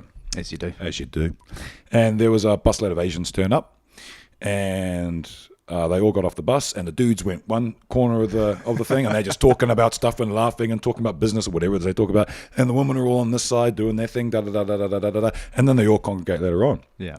But all the palangis was just like couples everywhere. And these weren't, I'm not talking about, these are fresh Tinder dates. No, these are all like established married couples and all that. And I'm like, it doesn't hurt to hang out with dudes and it's okay. But there's almost a narrative that, you know, a gang of guys, it's almost seen as a gang of guys now. Yeah. It's toxic masculinity gone crazy. I want to see more of that sort of thing. Not only community talking to each other, but also just, you know, guys being guys, girls being girls, because we need that. Guys can't understand everything chicks understand. We know that. Yeah. You know? Yeah, I'd agree. I think it's really healthy. I know that when I go out with my mates, there's a different type of conversation that occurs, and I know that they will share things with me that they might have shared with their significant other, and in some instances, I know their significant other has been burdened by hearing that, and so then having another place where that can get offloaded is actually really, really healthy. But I know that those guys are sharing things with me that they wouldn't share in any other type of setting because I'm a guy. So there's elements where I just get it. I understand the struggle. Totally. Yeah, so I agree. Well, we have covered a lot today. It has been good. It has been good. How are we going for time? How long is that? 1:05. Is that all? Hey, there's loads more we could talk about. I mean, there's what is there? There's politics. You can get into deeper spirituality. Let's do it. There's loads of things that we can talk about. I just felt obliged to sort of like, maybe we should. I feel like this has been going for like a couple of hours. No, it hasn't. No. This is great. See, I'm learning. This is my third podcast. And Yeah, it's interesting. You just you can just go on and Yeah. on and on and on, and you get no concept of time. Well, obviously, one of the things that I'm interested in is why I dress like I do is spirituality and faith. Yeah. So, tell me about your faith background growing up. Is it something that's always been there? In certain degrees. Yeah, so I came brought up out in the country, out on the farm, and we would, I would think, obligatorily go to church and go to Sunday school and that sort of thing. What sort of church? Mum would take us Anglican. Okay. Yeah, so my grandfather was from Northern Ireland, and he was very Protestant, and we would, that was sort of the kick-off of that, and Mum would take us to Anglican church. So but that wasn't my choice. I'm just tagging along. And then as I got older, I went to Wesley, which is a Methodist school. Good. And good Methodist school. And that was cool. That was an interesting experience, because one of the first memories I have of being at Wesley College was the singing, and it was hymn singing. Yeah. And at first you go into chapel. This beautiful old chapel, which I think's not being used at the moment because it's not safe, but whatever. We go in there, and all the seniors are at the back, and all the juniors are at the front, and then they just started singing, and I was expecting, when you go to church traditionally in small town Pukekohe, it's like, and they don't really, they're just mouthing the words. But it's Wesley. At Wesley, holy shit! It was possibly the most awe-inspiring, intimidating thing I'd experienced up until that point in my life. Yeah. The singing was phenomenal. And these are big Polynesian boys, and they weren't just singing, they were harmonizing and all, and I was just like so good. blown away. And you could feel that spirituality in that room. Yeah. You know what I mean? It was just like boom, and I loved it. And I think because of those experiences, there's this ingrained sort of traditionalism in me. I love classical music. I love that type of thing. I love choral, and I love churches and all that. I hope they never disappear. Yeah. And then, anyway, go through my life at Wesley. Become a senior. I become the guy with the big voice, and I sing. It's great. And then you leave, and I moved up into Auckland to study film, and I had no connection with the Lord at all. I was just doing my own thing. And then I was going through a real hard space. I can't remember what happened. Can't remember. Anyway, I'd just sort of gone off the rails a little bit. And a friend of mine came up to me, Sam's wife. Julia Good came lady. up to me. Very, very good lady. Oh, I need to catch up with them. She came up to me one day and she said, I just want to tell you something. I want to take you to church. I've been told that I should take you to church. And I'm like, oh, who told you that? And she goes, God. And I was like, oh man, the guts for her to say that. And that's why I went. I thought, because I consider myself a bigger personality, and for her to come up to someone like me and say something like that, which could be seen as totally ridiculous, I was just like, oh yeah, okay, let's go. Yeah. So that following week, I joined a group of friends, and we all went along, and it was CLC back then, what's now Life, and it was awesome. Lovely people. It was cool. It was a bit smaller back then. You know what I mean? But it was. I felt it, and it was good, and I just got amongst it, and I just felt drawn to it, and I felt like a connection with all the people, and I loved the atmosphere. And one of the unfortunate things that I did, though, was I got too involved with the church. Yeah. So I started working in the media. I started doing things. But when you're 22, whatever at the time, you've got a lot going on. You're a young adult. You're trying to work life out. So when you're trying to do that as well as do other stuff on top of it, I'm wanting to work in media. So when you're doing media stuff for another entity while at the same time trying to do the stuff that you're trying to do for a job, it just ties you down, bears you down. And then over time, I just got more beaten down by it, and I just emotionally lost it, and I was just not into it. And being part of a big church like that also had its restrictions, where it was you couldn't ask too many questions, or I couldn't find the areas where I could ask questions. And I've never been one to just blindly go into something. I like the feeling and I like the atmosphere, which is why I went, but I wasn't 100% pulling myself into it. So at about 25, I thought, I can't be bothered anymore. I'm just going to leave. So I went. And then some friends of mine said they were going to St. Paul's, the Anglican church. And I was like, oh, yeah, it's a bit more traditional. It's a big church. They do sing. Oh, let's go. So I went along to that and joined in. And it was a lot more intellectual, I found. Who was the pastor then? Mike? English bloke, short, bald. Anyway, very, very intellectual guy. And there was a lot of resource there for someone like me to just ask questions and get amongst it and just talk. I got better answers than the Lord works in mysterious ways. Yeah, good. You know what I mean? I got, it's because of this and this and this, and I'm feeling this way about this. And, you just have good yarns and good chats. And it was like, now I'm not drawn to the show. I'm now drawn back to the community. Yeah, good. And I got right amongst it. And, yeah, I went there for a long time. And what happened? I got into a relationship there. Fell in love. And it didn't work out too well. It was a cool, like, amazing girl. She was awesome.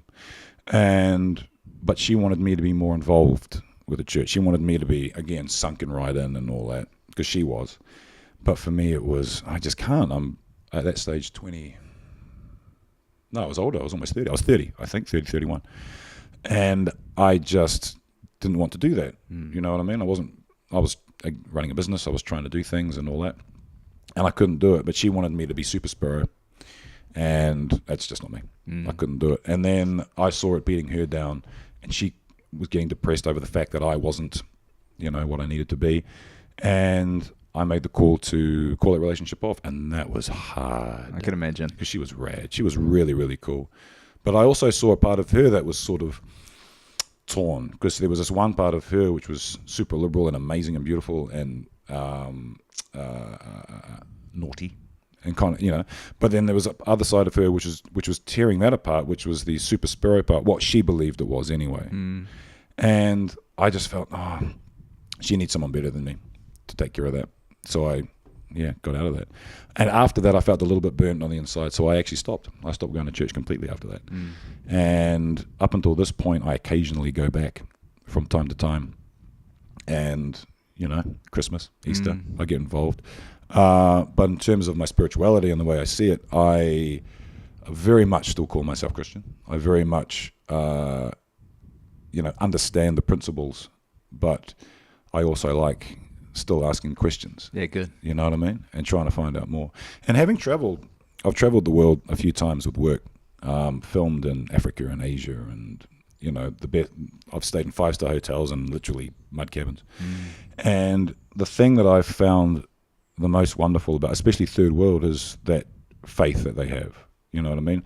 Not Christian. It could be anything. You know what I mean? But it's some sort of thing that they've got. Yeah. And I just admire people who have got some sort of faith, some sort of connection with God, and most of them, I believe, something that I believe. This is my little thing. I believe that the God that we believe in is the same God as all these other ones believe in. In my heart of hearts, that's what I think. And I will never say one religion's better than the other or anything like that, because I believe that we're all believing in the same thing at the end of the day. Different books, different theology, but there's a way to sort of see the similarities, and there's a way to sort of even track back to see where possibly it all started at the same time. So, yeah, I think it's important to have some sort of faith and believe in something higher than yourself. And if you do, I think most people who do will conquer more. And I'm not meaning that in a financial way. I'm meaning that in a spiritual way and in an emotional way and in a mental health way, I think. So that's kind of where I didn't expect to talk about that. No, that's great, mate. The reason I like these sort of conversations is because I think it's very easy in a secular society for us to place a lot of stock in our five senses, and for anything else to be regarded as not really having a valid place.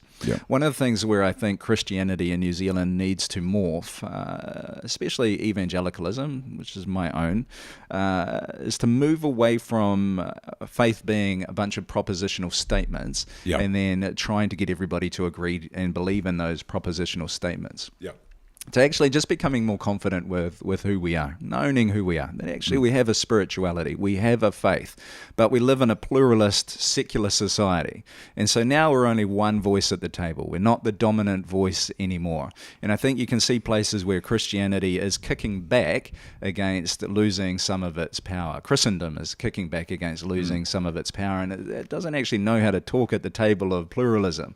Whereas I think sitting down and being able to comfortably talk about faith, whatever that might look like, and to not judge where another's at, just to share who we are into the conversation and to do it confidently is really healthy. So I think these sort of conversations are really good. And I'd like to see more people who consider themselves Christian get to that place where they're able to just sit at a table and say, this is who I am, without the need to crowbar someone else into that and to get them to think exactly the same thing, and to trust that God will do what God's going to do.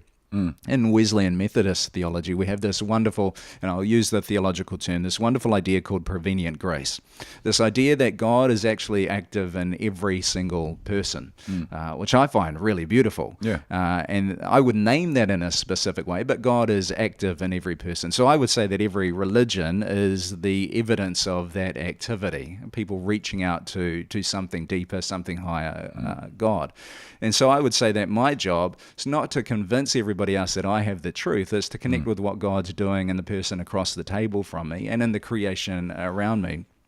To be tuned into it, which is where that silence is really important, to connect with it, name it if it needs to be named, to actually be able to say to someone, have you ever thought that actually there might be something else going on here that isn't just you? And to connect with and accentuate what God is up to participate in that story. But that takes a confidence, it takes a slowing down, it takes a learning to listen, to tune into the world around you and to the other people that we're with.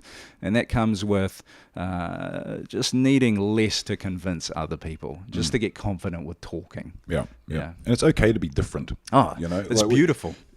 We totally need it, and to think differently as well. I think there's an issue with politics and what's going on at the moment. If you have you think slightly different about the way, whether it's left or right, whether you think slightly different to one or the other, they will kick you out instantly. You know what I mean? If you could be as hard left as you want, and if you say, actually, I'm pro, anti-abortion, you are kicked out of that like you wouldn't believe. And it's like, well, you can't all be the same. We all think differently about something, and there needs to be more just understanding of that sort of stuff and having confidence. New Zealanders aren't very good at having confidence. No, we're not. Backing ourselves with what we do. And to be able to stand up and go, I'm Christian, owning it. I got that down. I'm not perfect. I swear like a trooper. I drink from time to time. I don't care. See, I think a lot of that pushing away, that not having space for people who are different from us, comes from an insecurity. It comes from a fear of the other. Whereas if we were able to own and confidently say who I am, like as we said earlier in the conversation, I would say that the Apostles' Creed and the Nicene Creed are true. I am one of those people who believes that Jesus was God in the flesh, died on the cross, and bodily rose again a few days later. That to many people is just strange, but I own it, and I know who I am, and I'm not threatened because I know who I am. I'm not threatened by someone who thinks completely differently about the whole thing, which then gives me the space to be able to sit down with someone who's really different and actually learn a little bit, because I know who I am. I don't feel the need to defend it. Defensiveness comes from believing that someone else might be able to destroy what it is that you have, so we have to defend it. Got you. That mentality must aid you so well working on radio. I would imagine so. So I was going to say, how long have you been in faith? A man of the cloth. Whole life, or in faith? Well, my faith journey is really fascinating. So your turn. So my mother got introduced to church when I was 5 years old. Now remember, she suffers from mild schizophrenia, so she hears voices in her head. You can't tell sometimes when those voices are true and when they're not. She suffers from split personality disorder, so she will fly into a rage, but she won't experience that rage herself. She can internally observe it happening, she doesn't feel it. And then the clinical depression as well. So she is suicidal multiple times, came close to taking her life multiple times when I was just a little boy. She got introduced to church when I was 5. There was these spiritual waves that had taken place in Toronto and Pensacola. And they were crazy. People barking like animals, people laughing in the aisles. It was crazy. And that had, when she got introduced to church, that had made its way into New Zealand. And the church that she got introduced to was fully there. So there was crazy stuff that would happen on Sunday services. no understanding of mental health at the time, no understanding of mental illness. So you throw into that mix someone who's just been through 2 relationships that have broken down. So she's a solo mum in early 80s white New Zealand, which is very unusual. The school that I went to, true. I think I was the only person at the school that I went to who lived in a broken home. So that in itself, and with a mother on the DPB. So that in itself was strange. But you throw someone into that very Pentecostal environment who hears voices in their head, feels suicidal. You can imagine how that was understood. They were really compassionate to her. And it took me a long time to get past the hurt and the judgment that I felt towards how she had been treated. Now I see a whole bunch of people who were really compassionate, really wanted to help, but just didn't have the tools. No. So regularly I remember being around at people's houses after church and exorcisms taking place with my mother. As a kid who's 5 to 8 years old, seeing people crowded around my mother, going hard, praying, she would be growling, she would be vomiting. At home, she would be tearing the Bible up and burning it. There was this one time she stuck a picture of, I can't remember what Egyptian god it is, but the one that looks like a Doberman under my pillow as a way to protect me at nighttime. Would get into these weird ideas. Very loving mother. Still very loving. Was trying to do her best with 2 children on her own, suffering from mental illness, but it was crazy. So that was my very first experience of Christianity and church life. Now, because my mother's mentally ill, she doesn't read social situations very well at all. So it wouldn't take long for something to happen in a church environment that she would really struggle with and might offend her. And so she would just move on to the next church. Right. So growing up, I dutifully went along to every church with my mother and experienced the breadth of Christian expression in New Zealand, from swinging in the rafters Pentecostal with gold fillings, the gold dust, the barking in the aisles, right through to Catholic. Did a stint in the Mormon church, which was probably my favorite, actually, in terms of learning community, because it was largely a Samoan Mormon church. Just down in Hamilton Way? Tukaroa. Yep. And learned a lot about community. So when I still think about good Christian community, that Mormon congregation is still front and center for me as to what that can look like. And so experienced the breadth, hated it at the time, but I look back now and think, man, that was a good experience, because I'm comfortable and I understand the language of all of it, which meant that when I came to faith properly myself, I went through my teenage years really hating Christianity, and would argue with my high school friends about faith, and then I'd go along to youth group with them on Sundays, and they would wonder sometimes how I could do both. But I got to the end of my late teens, got involved with Amway. As you do. As you do. Yeah. Didn't make any money whatsoever, but the group I got involved with were all Christian. Right. And so when a rally would happen on the weekend, I remember this one at Mystery Creek, there would always be a Sunday morning service, and they had an Australian speaker this one Sunday service, and he showed a video in the Sunday service of Jesus being crucified, and then asked everybody in the auditorium who was Christian to stand up. I wouldn't do that sort of thing myself now, but I know I stood up. And I felt really guilty. All of a sudden felt like I was living a lie. Who am I to stand up and call myself a Christian when I'm debasing it to my friends? I hate it. Had this real pang of guilt, and then had a chat with the people who had got me involved and said, why do you believe in me? Why do you know that I'm doing dumb stuff on the weekends. Why do you keep believing in me? You know, I was a guy who come from a solo parent home, mentally ill mother on the DPB. The idea of getting a job was a big deal. Statistically, I should be a mess. Yet these people kept believing in me, kept bringing me along, even though I wasn't making them any money whatsoever. And so I said, why? And one of them said, go and read the Gospel of Luke in the Bible. It's really smart, because Luke's the most socially minded. And I thought, whatever, I've been listening to this stuff my whole life. My mother helped me learn to read with a black leather King James Bible, so I thought I knew what was there. I'd gone off the map a little bit around my intermediate years, believing all these conspiracy theories about the Bible, UFOs, aliens. I did I think it was my Form 1 speech on aliens in the Bible. Got into the finals. I don't know how, but I got into the finals. There was this guy that I was reading, Eric von Däniken, who had written these books about aliens in the Bible. So Genesis was much like the Star Trek Genesis, where this alien being had created the planet. The Ark of the Covenant was early microwave technology. It's why in Raiders of the Lost Ark, the faces melt off the German soldiers.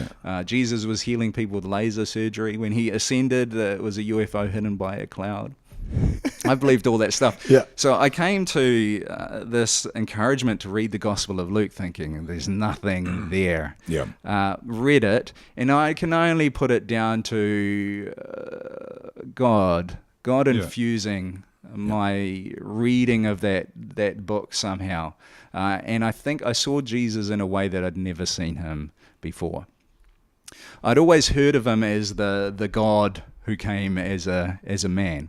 But as I read it, I saw the man who was interested in the people who had been kicked to the margins by the people who had power. And I saw him constantly challenging the people who had power. Because of my context, I put myself on the margins as someone who just wasn't going to do well in life, as someone who was struggling. And I saw Jesus really interested in those people, and someone who would upturn the social order in order to bring those people right into the center of the story. And then I saw him die for those people, and then the story of the resurrection is about those people being able to have new life and a whole new way of being, breaking into the whole structure. And I just had this moment where I thought, if he's going to do that for me, I'm willing to follow, and whatever that means.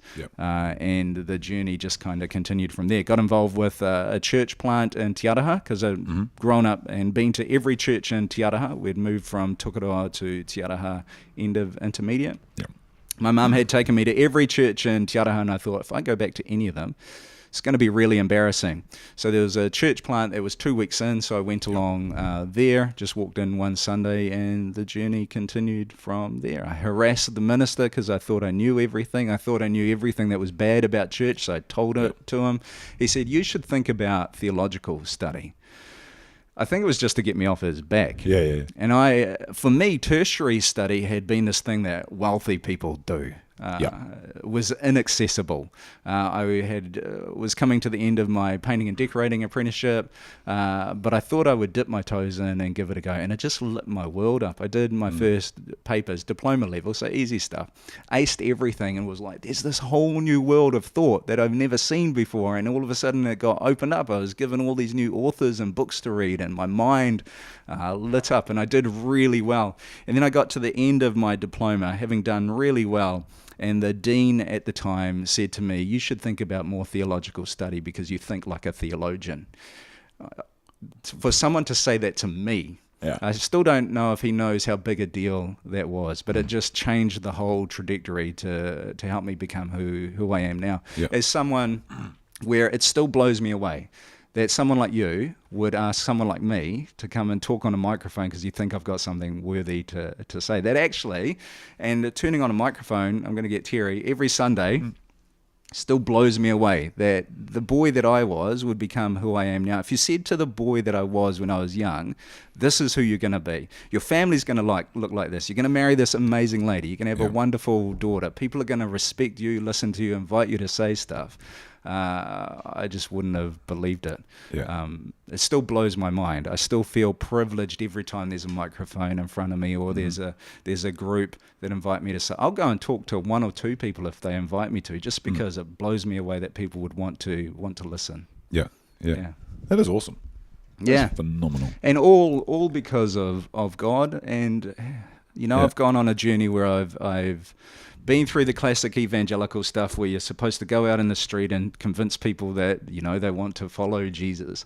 But over the years, I've relaxed more and more with it, and very happy with who I am and the faith that I have. If you could bottle your experience and the result that you had, would you bottle it to sell it, or would you say everyone's got their own. Yeah, I would say everybody's got their own journey. And that's part of classic evangelism that annoys me, is the formula. Here's the 7 steps to peace with God. Just go and lead someone else through it. Well, there was this little black book that was put out for a little while that you would take up to someone and go, so do you think you're a good person? Well, yeah. Have you ever taken a pen from work? Well, then you're a thief. Have you ever told a lie? Well, then you're a liar. And the ultimate end is that you're going to go to hell unless you repent of your sins and accept Jesus as your savior. Yeah. The problem with that is it doesn't really take into account the beauty and the struggle and the joys of the other person. See, that idea that I shared earlier, that God is at work in every person, means that every single person's story is unique. And our job is not to disrespect them by coming with a formula, but to actually listen to what's going on in their life, to take the chance to discover the beauty of who they are, to journey with them, to throw who we are into the mix. And if that leads to something, some sort of transformation in them that is good and healthy and true and beautiful, then great. If it doesn't, we continue the journey anyway because they're beautiful. Yeah, there's always an element of adaptation to it. You know what I mean? For faith. You were saying before how there are some that come along and there's a cookie cutter journey for everybody, and it's absolutely not, clearly. And one of the, I was thinking about something as you were saying, and it's slipped my mind now. It was a classic. It was so good. Now, allow me to be really clear. I want everybody on the Jesus journey. I want everybody on the Jesus train, because I think, and what I've found there, I think there is a truth that speaks to everybody, and it speaks to the whole of society. It challenges some of the worst of our society as well. If everybody really got on that train, not just the political versions of that train, because we've seen how bad that can be if we look at history, and even presently, especially if we look at the United States. But I think if everybody got on the Jesus train, the world could look so much better, because I believe it to be true. Yeah. Speaking of the United States whole thing, the Jesus train, it's like, how did they convince? Are they that stubborn? The big churches and that sort of thing, and the Bible about that they voted someone like Trump in despite the human being that he is. Yeah, that's what gets me. And when things like that happen in the broader scheme of things, to me it weakens the institution. So that's where it gets fascinating, because I think some research was done around the people who actually voted for Trump and identified as evangelical. A large majority of them don't actually go to church. They're not actually connected to a community. That said, there are some large institutional elements of the church. Think about Liberty University, for instance, that are heavily Christian, and they fully supportive of him. I think that's complex, and that's not said to justify them voting him in, because I think it's horrific. But I think there's elements of evangelical Christianity in the United States that have lost their way and got too close to the idea of wanting power, and they've bought into the idea. And elections are dangerous things for people of faith, because it makes you buy into the idea that this human being is a savior, and this political party is a savior. The same goes on to a lesser degree in New Zealand whenever elections roll along, because we're bombarded with the fact that the world will look different and it will all be better if we just vote for this group. And so then I think we lose sight of the bigger story, the bigger picture, the idea of Jesus that says actually every single person is fallen and broken to a degree, and our Savior is not going to be a person.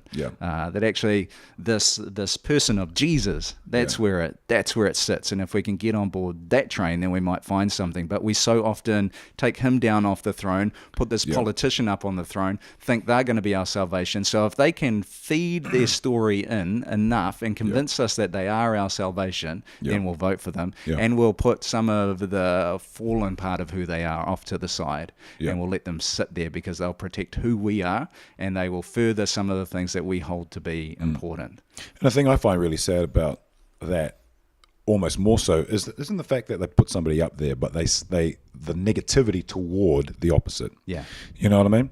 It's like I get the putting someone on a pedestal and all that sort of stuff, but when I think of the American version, they weren't voting for Trump; they were voting against the other ideology. Yeah, they were. And then having to defend what they had put in place. Having to defend what they put in place, and wow, it has been way worse than I think a lot of people thought it was going to be. Yeah, it was. Which is why the loss of someone like John McCain, who I disagreed with on a bunch of political stuff, is a real loss. That generation that were able to hold on to their convictions and their ideals, be respectful, but able to cross the aisle if the idea on the other side of the aisle was worthy. Like the fact that John McCain would not vote down Obamacare, I think was huge. The statesman of the GOP, not siding with the GOP. But that type of politics is being lost as we become more and more divided, which is why MMP, I think, is a good system, because it encourages voices that are willing to sit in the centre, who are able to go either way politically. I don't think we've matured to the point with the MMP where that's happening in a healthy way, but you become, you have the ability, and I know it's going to get connected to Winston when I say it, and it shouldn't be, the ability to become the kingmaker if you can sit in the middle and go either way. Now, Winston plays to some of our good tendencies and some of our worst tendencies to be that, but MMP offers that, whereas the US system encourages entrenchment in a side at the moment. And with the way we debate and discuss and do media, that encourages that as well. I love Winston. I don't love his politics. He's or anything fantastic. like that. But I mean, I used to think, just go away. You're being annoying. You're taking away from, like when .com thing happened, right? And it was like, you are distracting from the actual issues that are going on. And Winston always seems to do that as well. But when the last election happened, which, to be honest, didn't go the way I wanted, and Winston stepped in and created the thing I didn't want. But it was just, I looked at him and I thought, man, you're the man. You have fought and you have done. You are just a career politician. Oh yeah, you know what I mean. And he knows the game well. He knows the game so well. And he was just, oh man. Oh, and his theatre. Politics needs some theatre. It needs to be slightly entertaining, and he does that magnificently. He's sitting back up at the old what's that place he goes to up in Russell, the Duke of Edinburgh.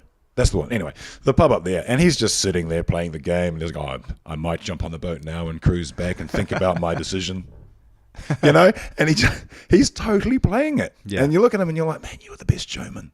He is a good showman, not like Trump showman, but he was just, I've earned this moment. I'm going to have this moment. I'm going to take my time. I'm going to pretend. I'm going to talk to other people, and then I'm going to go that way.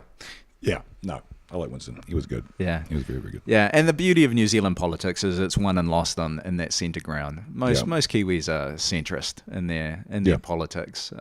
Every now and then there's a desire to pull it in more extreme directions, but it's won and lost in the middle. Yeah. I actually think both major parties, National and Labour, I think they're both centre-right. I think there's an element of that. I think it's just never really been as left as I think they want it to be. Yeah. Green Party, absolutely. They're left as. But I just think there's always been an element of both parties are quite right. They're in on the capitalism thing. You know what I mean? And put it this way, we don't have a socialist party. Yeah. Like what the Democrats think the direction is that they're heading. And I don't think that's a good idea for them. Yeah. I don't think they're going to do too well if they keep that sort of thing up. But something I notice about politics coming from the left, especially over the last wee while, is that when they have elections, they seem to talk more about the opposition. I was saying this before about the negativity. They're talking more about their opposition than they are about what they want to achieve. You know what I mean? Hillary gets up there and Trump's an idiot, Trump's an idiot, Trump's an idiot. Mind you, Trump wasn't much better, but he did it with a certain idiotic panache, And so he played that game better. But if the Democrats for a start, if Bernie was their guy, they would have won by a landslide. But if they just focused on what they wanted to do or what they want to achieve or their code, they probably would have won. Not by much, but they would have definitely topped them. But they just didn't play the game well. It was arrogant, complete arrogance on their behalf. And now their party is pretty buggered, although they've got the midterms coming up. And I think Trump's done enough to actually swing it back himself. The Democrats haven't done it. It's going to be him that brings it back. Yeah. Which is interesting. But you're right about McCain. I didn't know much about McCain. I knew that he was the dude that lost to Obama. And then he did the Obamacare thing and saved that. Yeah. And then you start hearing some of the stories about him, and it's like, man, that dude was awesome. Yeah, he's phenomenal. He would have been a cool president. You know what I mean? I think Obama was the better one at the time, but it's just a shame. I think they missed out on something there, maybe, because he also lost to George W. back in 1999 or 2000, whenever they had it. I think that's sad. I think they missed out an opportunity there. Yeah.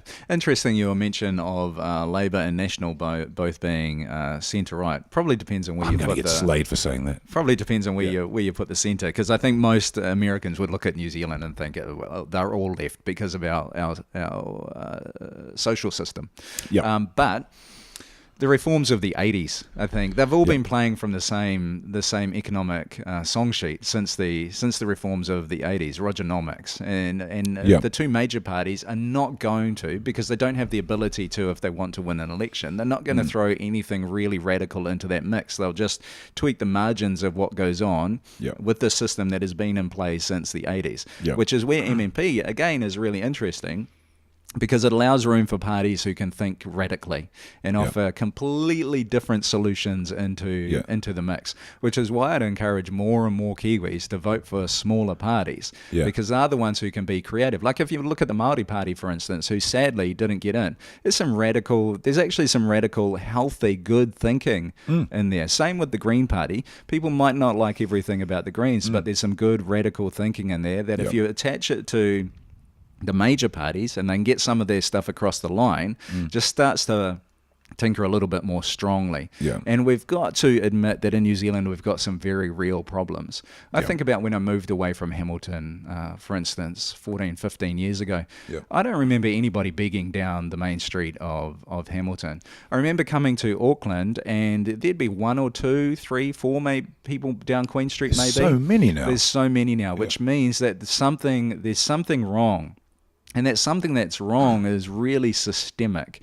We're not going to change it by doing the same thing over and over and over. That song sheet needs to change, and it needs to change reasonably drastically in order to do something about that. And not just politically, how we live together as a society needs to change, which means that we need to challenge some sacred cows.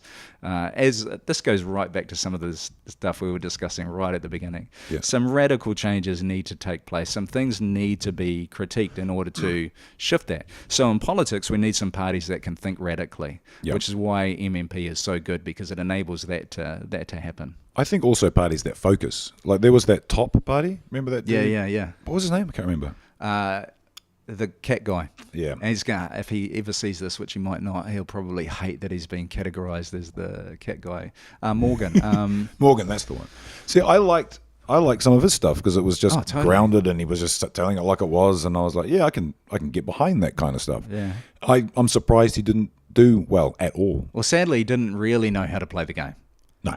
He didn't know how to play the political game. He had a lot of billboards up. Yeah, he totally. had more billboards than anyone. They needed someone front and center. So I think if he really wanted to get in, he needed someone front and center who just looked the part a little bit more, could play the game a little better, and then I think they would have got over the line. I feel strange now because I'm older than the Prime Minister. Yeah, it's and weird, I was like, oh shit, I'm older than the Prime Minister. I don't know how I feel about that. I've always imagined the person who's like leading the country to be older and wiser. I'm not saying she's not, but it was a weird moment. That was an actual moment for me when she became PM. I was just like, wow, there it is. Well done. Next time, millennials. We're buggered. I know, it's strange, eh? I felt the same. Wow. And she's having her first child. It was wow. Yeah. It's amazing. Oh, there's a conversation. Won't do that. The big question, Frank, should they legalize marijuana? Oh. Boom. I could say no comment. I think we need a big discussion about drugs in general, not just marijuana. I don't see any harm in legalizing medicinal marijuana.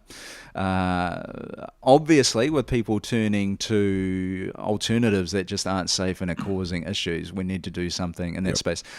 I don't know what the answer is to New Zealand's drug problem, and meth is a much bigger issue in our country. I don't know what the answer is, but again, something needs to radically change in that space. So legalizing marijuana, I think, will tinker with that, but I don't know if it's not the solution. No, I think I mean, alcohol is a massive issue in our country, but again, it's a sacred cow that we don't have the gumption to be able to tackle that in the way that it actually needs to be tackled. Yeah. I would like to see it legalized purely because I just think it's creating too many problems, especially for small town New Zealand, or especially back in the days of the 90s and stuff, before pee was such a big thing and all that. Pot was the thing and everyone was getting arrested over that and blah, blah, blah, blah, blah.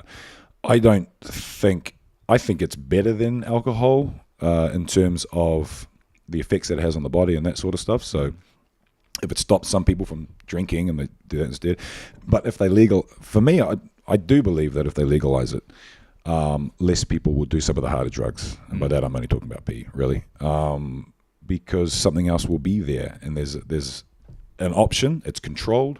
It's taxed. I just think there's a benefit to it. You ever gotten high? Yeah, back when I was a teenager. Oh, way back. Yeah. But I'd probably have to say on this discussion, I'm going to do what a talkback host should probably never do and say, I'm not really qualified. I don't really. Right. I could sit here as a middle class white guy who's got some positions of authority and try and sound like I know what I'm talking about, but I really don't. I don't know the full effects of marijuana on the human body and whether that's a good thing and what the difference is between someone who smokes it in moderation, whether that's possible or not, and someone who just goes all out. So I don't actually have an opinion. I will be the guy who, whether it's legal or not, will be in that space with people, trying to help them on the journey if they feel like it's an unhealthy thing. Yeah. You brought up the artificial stuff as well. That shit is evil, man. Oh, man. That is awful. Yeah, we don't seem to have any really good way of regulating that, but that seems to be doing some very real damage. Yeah. I think we should be looking at countries like America and that now, since they are the guinea pigs for it. You know what I mean? I mean, what I mean by that is, in Holland and other European countries, I think, but majority Holland, it's always been legal and it's always been there. And congratulations them. But in America, it's just started, and that's where we will be if we legalize it. And I think watching what happens to them and the effects that it has on their on everything at the moment, that's what we should be looking at. And I think it's mostly positive. You know what I mean? Especially with the tax revenue. Holy cow, mate! What was it? Colorado? Is it? Man, they're making some cash, tax cash. It's insane. But, that would be fascinating. Yeah. I run out of water. But mostly I sit in the I don't know space on it. Sure you do, Frank. Yeah. Sure you do. Ask me about the Bible. That I know. Well, sort of. So, what sort of traveling have you done with work? That's a good story too. So, up until I started working for Tier Fund, the only international trip I've done. Just before you go, explain Tier Fund. Okay, so Tier Fund is an aid and development agency in New Zealand, well known for child sponsorship, but is also involved in a whole raft of other issues, battling human trafficking and slavery. That really came in while I was with Tier Fund, so that was a big focus of my work. Also involved in disaster relief, so when disasters hit around the world, Tier Fund is one of the organisations that you can fund in order to help. And it's based in New Zealand? Yeah. Cool. Yeah. So it stands for the Evangelical Alliance Relief Fund. Right. Which is fascinating, harking back to the late 1700s and early 1800s. This is going to get interesting. Harking back to the late 1700s, early 1800s in the UK, there are a couple of guys, John Wesley, who founder of Methodism, the tradition that I find myself in, and a guy called George Whitfield were going out and they were preaching around the UK. And they were going in preaching in mining villages, and had this. They were known for their enthusiasm, and so quite different from much of the Anglican Church at the time. They were out there preaching to people who were poor, and speaking of a very real, lively type of faith. And they had the idea that if your faith is lived out and you're serious about it, you get involved in the world around you. So the fight against the slave trade, William Wilberforce comes out of all that, and there was this group called the Clapham sect, or come to be known as the Clapham sect. They were part of this suburb in London, Clapham, and there was this little church in Clapham that was really influential. Politicians would go there, business leaders would go there, and they had an evangelical preacher. Evangelicalism at the time was coming out of the preaching of John Wesley and George Whitefield. Right. So it had a strong social conscience. So it would look at poverty and it would want to do something about it. It looked at the gin problem at the time, because at the time, you couldn't import alcohol into the UK, and an easy alcohol to make was gin. So everybody was making gin. Every street corner would have a gin bar at it, and people were getting smashed on gin, and it was causing loads of problems because nobody would drink water because it was unsafe. So one of the beer brewing took off at the time. So Wesley and a lot of his followers were encouraging beer brewing as a way to get people off gin, as a social response to a problem. They were also educating poor children who are often working during the week. The Sunday school movement comes out of that. They were taking children, and on Sunday before church, they would teach them literacy. Out of that, you get the rise of the middle class. Early missionaries to New Zealand came out of that movement. The Treaty of Waitangi was encouraged by the Colonial Office in the UK that were largely dominated by people who would have been connected to the Clapham sect. So it's real social conscience. And so you get that social conscience and a move there that then evolved over time. You get to the UK around the 1950s, 60s, and within Anglicanism there were different camps. One of those camps was evangelical, and there was another camp that were largely liberal academics who were chucking out the orthodox creeds of the church. They just didn't really believe any of it. And so then the evangelical community, who were the descendants of the Clapham sect and that social movement, that very lively sense of faith, were going, okay, do we stay or do we go?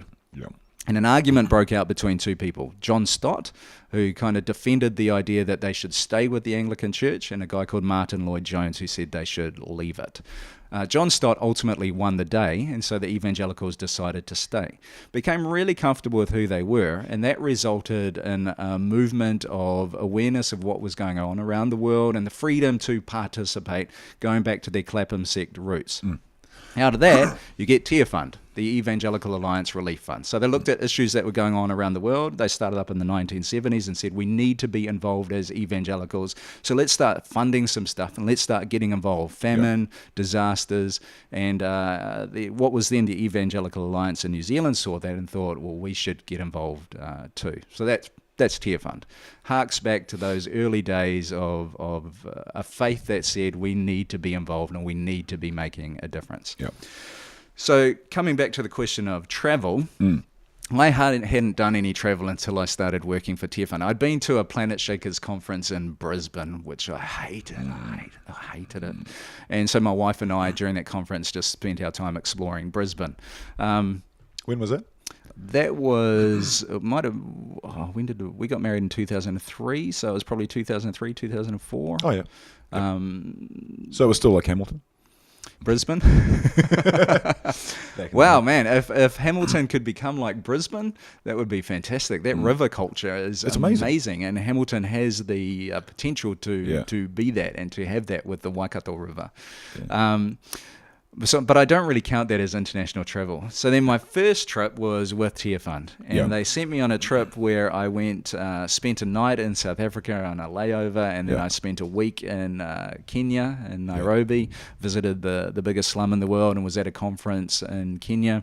From there, hopped over to London for 4 nights, and then from there over to the United States for 2 nights, a night in Colorado Springs and a night in San Francisco.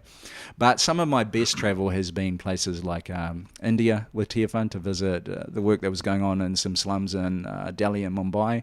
A friend paid for me to go to Bolivia to officiate his wedding, so I did a wedding in Bolivia. But probably some of the most impacting travel I've done has been Israel and the West Bank. I went there twice in 2012, and that completely changed my faith. I have a huge love for the Palestinians, and there's an organization that I love called Musalaha, which is Israelis and Palestinians working together. That place has probably had the biggest impact on me. Bethlehem would be my favorite place in the world outside of home. Really? Yeah, it's amazing. I haven't been. It's on my list. Like, I definitely want to get over there. Got to do it. Yeah, Old Jerusalem is phenomenal. Yeah. The city, just a melting pot, and the whole place is a tinderbox, ready to go off at any time. And end of 2012, we got caught in the middle of some of that conflict. So I've experienced tear gas. Yeah. Been worried about Israeli soldiers looking through scopes. Yeah. It's amazing. It's an amazing place. But because I'm a religious and historical nut as well, all politics, the world, religion, history, it's all right there in that place. Is it tribalism which is causing the biggest conflict over there? Because I look at somewhere like, if you take the Middle East in a broader scope, I look at places like Iran, Iraq, and then you look at places like Saudi Arabia, and then you look at the Arab Emirates, you know, and it's like, what did they do right that everyone else is doing wrong? What is it? Is it the principality that they've got, or how? You know, what does it stem from? Do you think? I don't know the Arab Emirates enough to be able to speak into their context, but the rest of it, it gets really complex when you're talking about the Israelis and Palestinians. But the wider Middle East conflict, I would be as simplistic as to say oil. Because if you look at what has exacerbated a lot of it, it's who the big powers like Russia and the United States side with.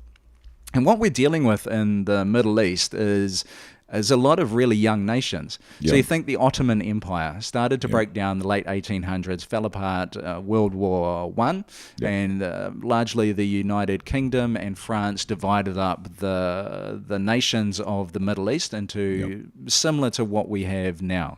Syria, for instance, didn't gain its independence until the 1940s. What were they part of?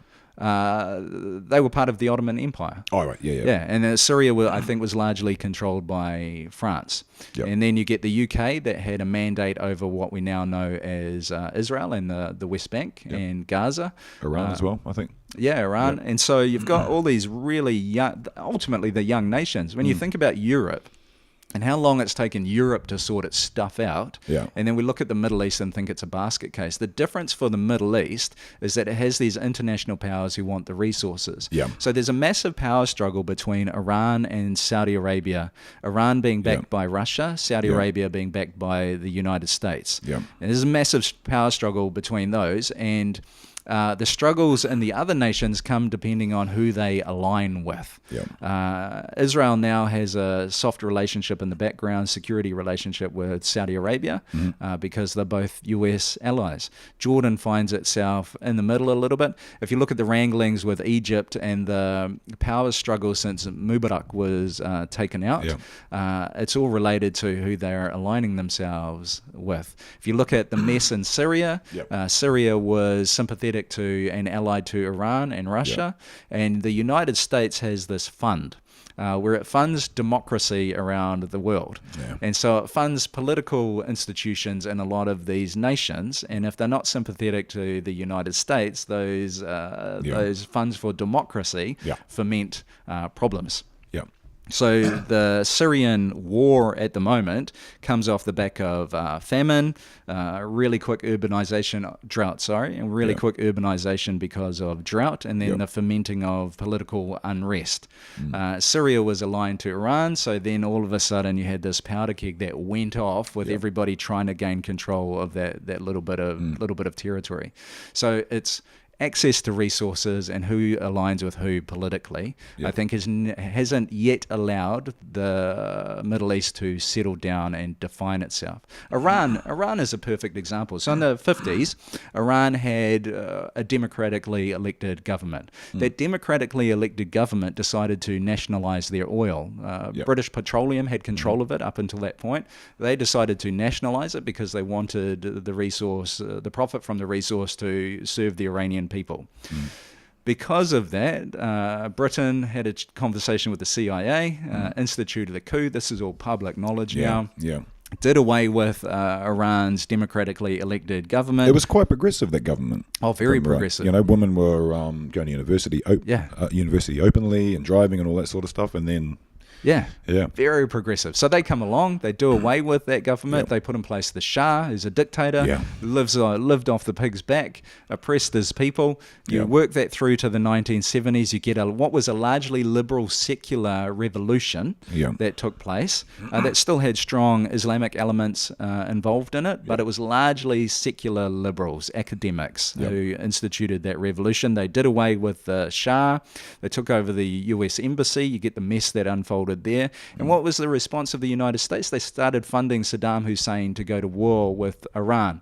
Now, the problem with that was the only people who were part of the revolution who could handle war were Islamic extremists. So you get the rise of the Ayatollah.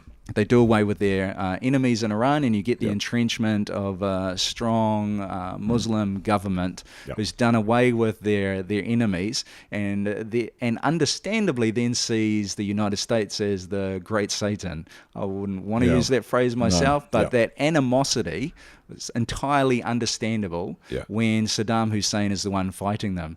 And so he began using chemical warfare against the Iranians, and you get the mess that unfolds in the Middle East, and we have what we have now. There seems to be a lot of around the world influence from the United States, especially during that 50s and 60s period. There's a lot of things going on. Oil was being, as countries were becoming separated from their colonial masters, for example, Iran and the UK, and even right throughout Africa. Most of Africa became independent, then too. Tanzania left, was it English colony, then it became independent, and Ghana and so on and so forth.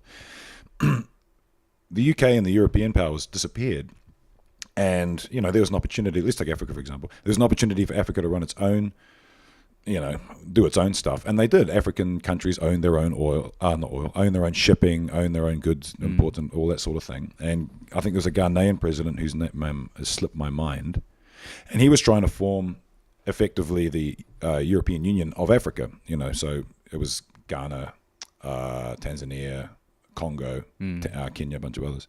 And America didn't like what was going on. They saw opportunity there. So the CIA did a coup against him, slammed, I can't remember exactly what it was. Anyway, got him pushed out, put someone in that they wanted, killed all the idea of the unification of Africa through the middle. And then Americans started coming over and taking over all the shipping. And so on and so forth. There's some shit that goes on in this world. It's the nature of empire, whether that empire be, and you can go back through history, so it's not just bagging on the United States, it's just the most explicit form of empire at the moment. But you can go back through history, look at how China was formed and its current boundary and what it did to get there. You look at Russia, you can see it going all the way back to Rome, the Greek Empire. You can see it all the way through. When an empire forms, it needs to do everything it can to protect its way of life. And the United States way of life is wealthy, it's affluent. In order to protect that and to grow it, you need to take resources from everywhere. And the only way you're going to take resources and control it is with your military. So they've had to expand that all around the world. Now, that's not to say that everything the United States has done has been bad, because some of the way that they've helped the world has been good. And I'm not sure... and I'm probably saying this as a New Zealander who's benefited from the American way of life and American military might around the world, but I'm not sure who else I would want to be in control. Yeah, true. So I look at it and I critique it, but then I say, okay, there's always going to be an empire. Who would that empire be if it wasn't the United States, and what would our life be like if... but I say that as someone who hasn't been on the horrid end of that empire controlling resources. Putin doesn't float your boat? Not really, no. He's like... He's a smart man, though.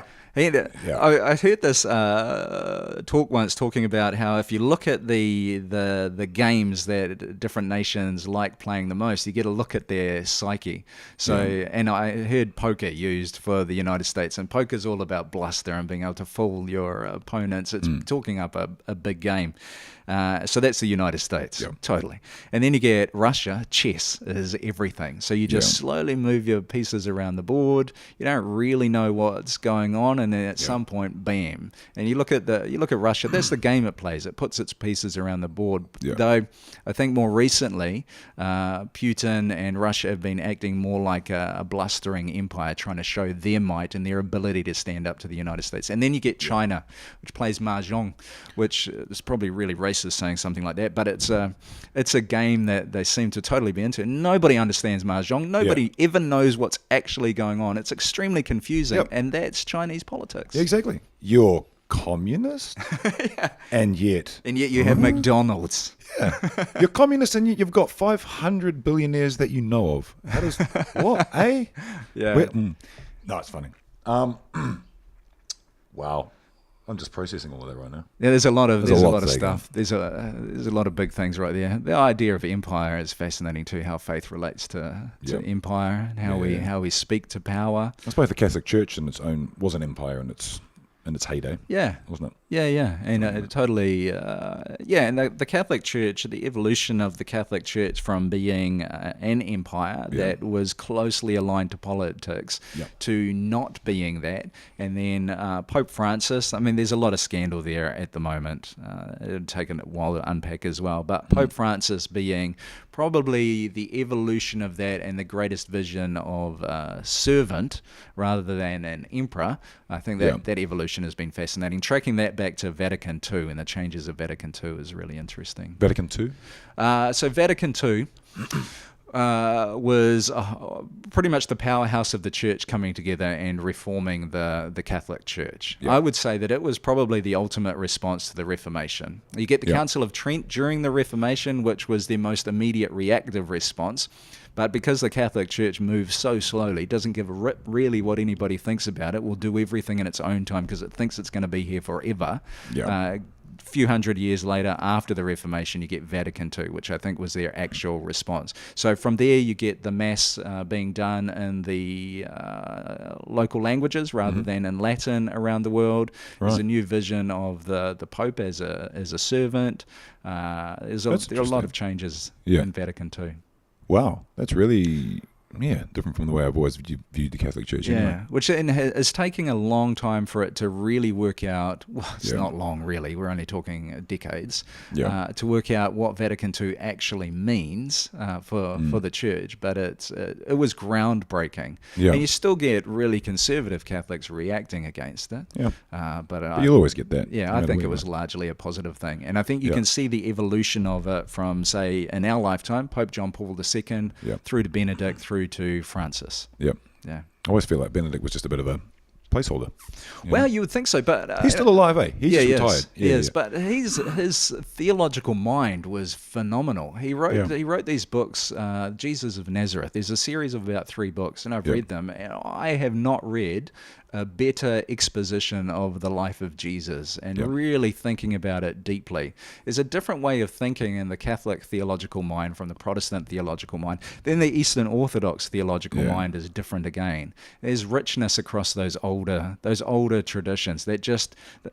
Coming back to that idea of confidence, they're confident. They've been around for a couple of thousand years. They think they're going to be here forever. So there's just there's this solidity to who they are, even among all the scandal. There's a definite benefit from learning from the past instead of ignoring it completely, throwing it away. Totally. And our culture, or my culture, is very good at throwing away history, seeing no value in it. But I love, I don't know if it is Māori, but I heard this idea put forward, and it was sold to me as being Māori, where you sit in the canoe and you look backwards to row forwards. So all your power comes from your ability to look backwards. That's quite cool. To see history and learn from it. I've heard that before. I don't 100% know. I think it sounds like it would be a very Māori thing to do. Whatever it is, it makes sense. It's beautiful, and so thank you to whoever came up with that one. Whichever canoeing fearing nation did it. I've always loved tradition in the past and that sort of stuff, and I've always liked the idea of the assimilation of traditions into our culture rather than eliminating everything completely, because I think you lose a lot of understanding. Yeah, you do. And some of the basic stuff like how to be good people. Yeah. You know what I mean? I mean, it wasn't perfect back in the day, so but there were a lot of benefits from it. So rather than throwing all of it away and trying to start again, just learn, take little bits out, do little bits and pieces. Otherwise, we'll keep making the same mistake again. Exactly. I mean, bigger and better. In European culture, we've got the lest we forget from the war. We seem to understand that mistakes were made and we shouldn't forget it so that we don't make those mistakes again. Yep. But then in New Zealand, we hear about the grievances against the Maori, and then you hear Europeans say, that was in the past, they had nothing to do with that. Don't tell me about that. Let's just move on. Yep. So we there's a hypocrisy there. We recognize it with something like the World War. We don't recognize it in the history of our own people. Yeah. And I think that's been coming up a lot lately, I think. I heard that somewhere else. Thankfully. Yeah. No, I think it's good as well. But I think with the world wars and stuff, people like us, we relate more to it because of the colour of our skin than anything else. But, I think it all needs to be. And because we've been told about it. Like I probably heard a little bit about the New Zealand wars growing up in school, but living in Hamilton, I don't really know the history, and I hear bits every now and then and think, why did I not know that? One of the reasons why I think we remember it the most, especially World War II, is because, well, it wasn't that long ago. It was, 70, 80 years ago. But that was the first war where there was regular cameras. Everything was filmed. So we saw it. You know, we've seen the reels and all that sort of thing.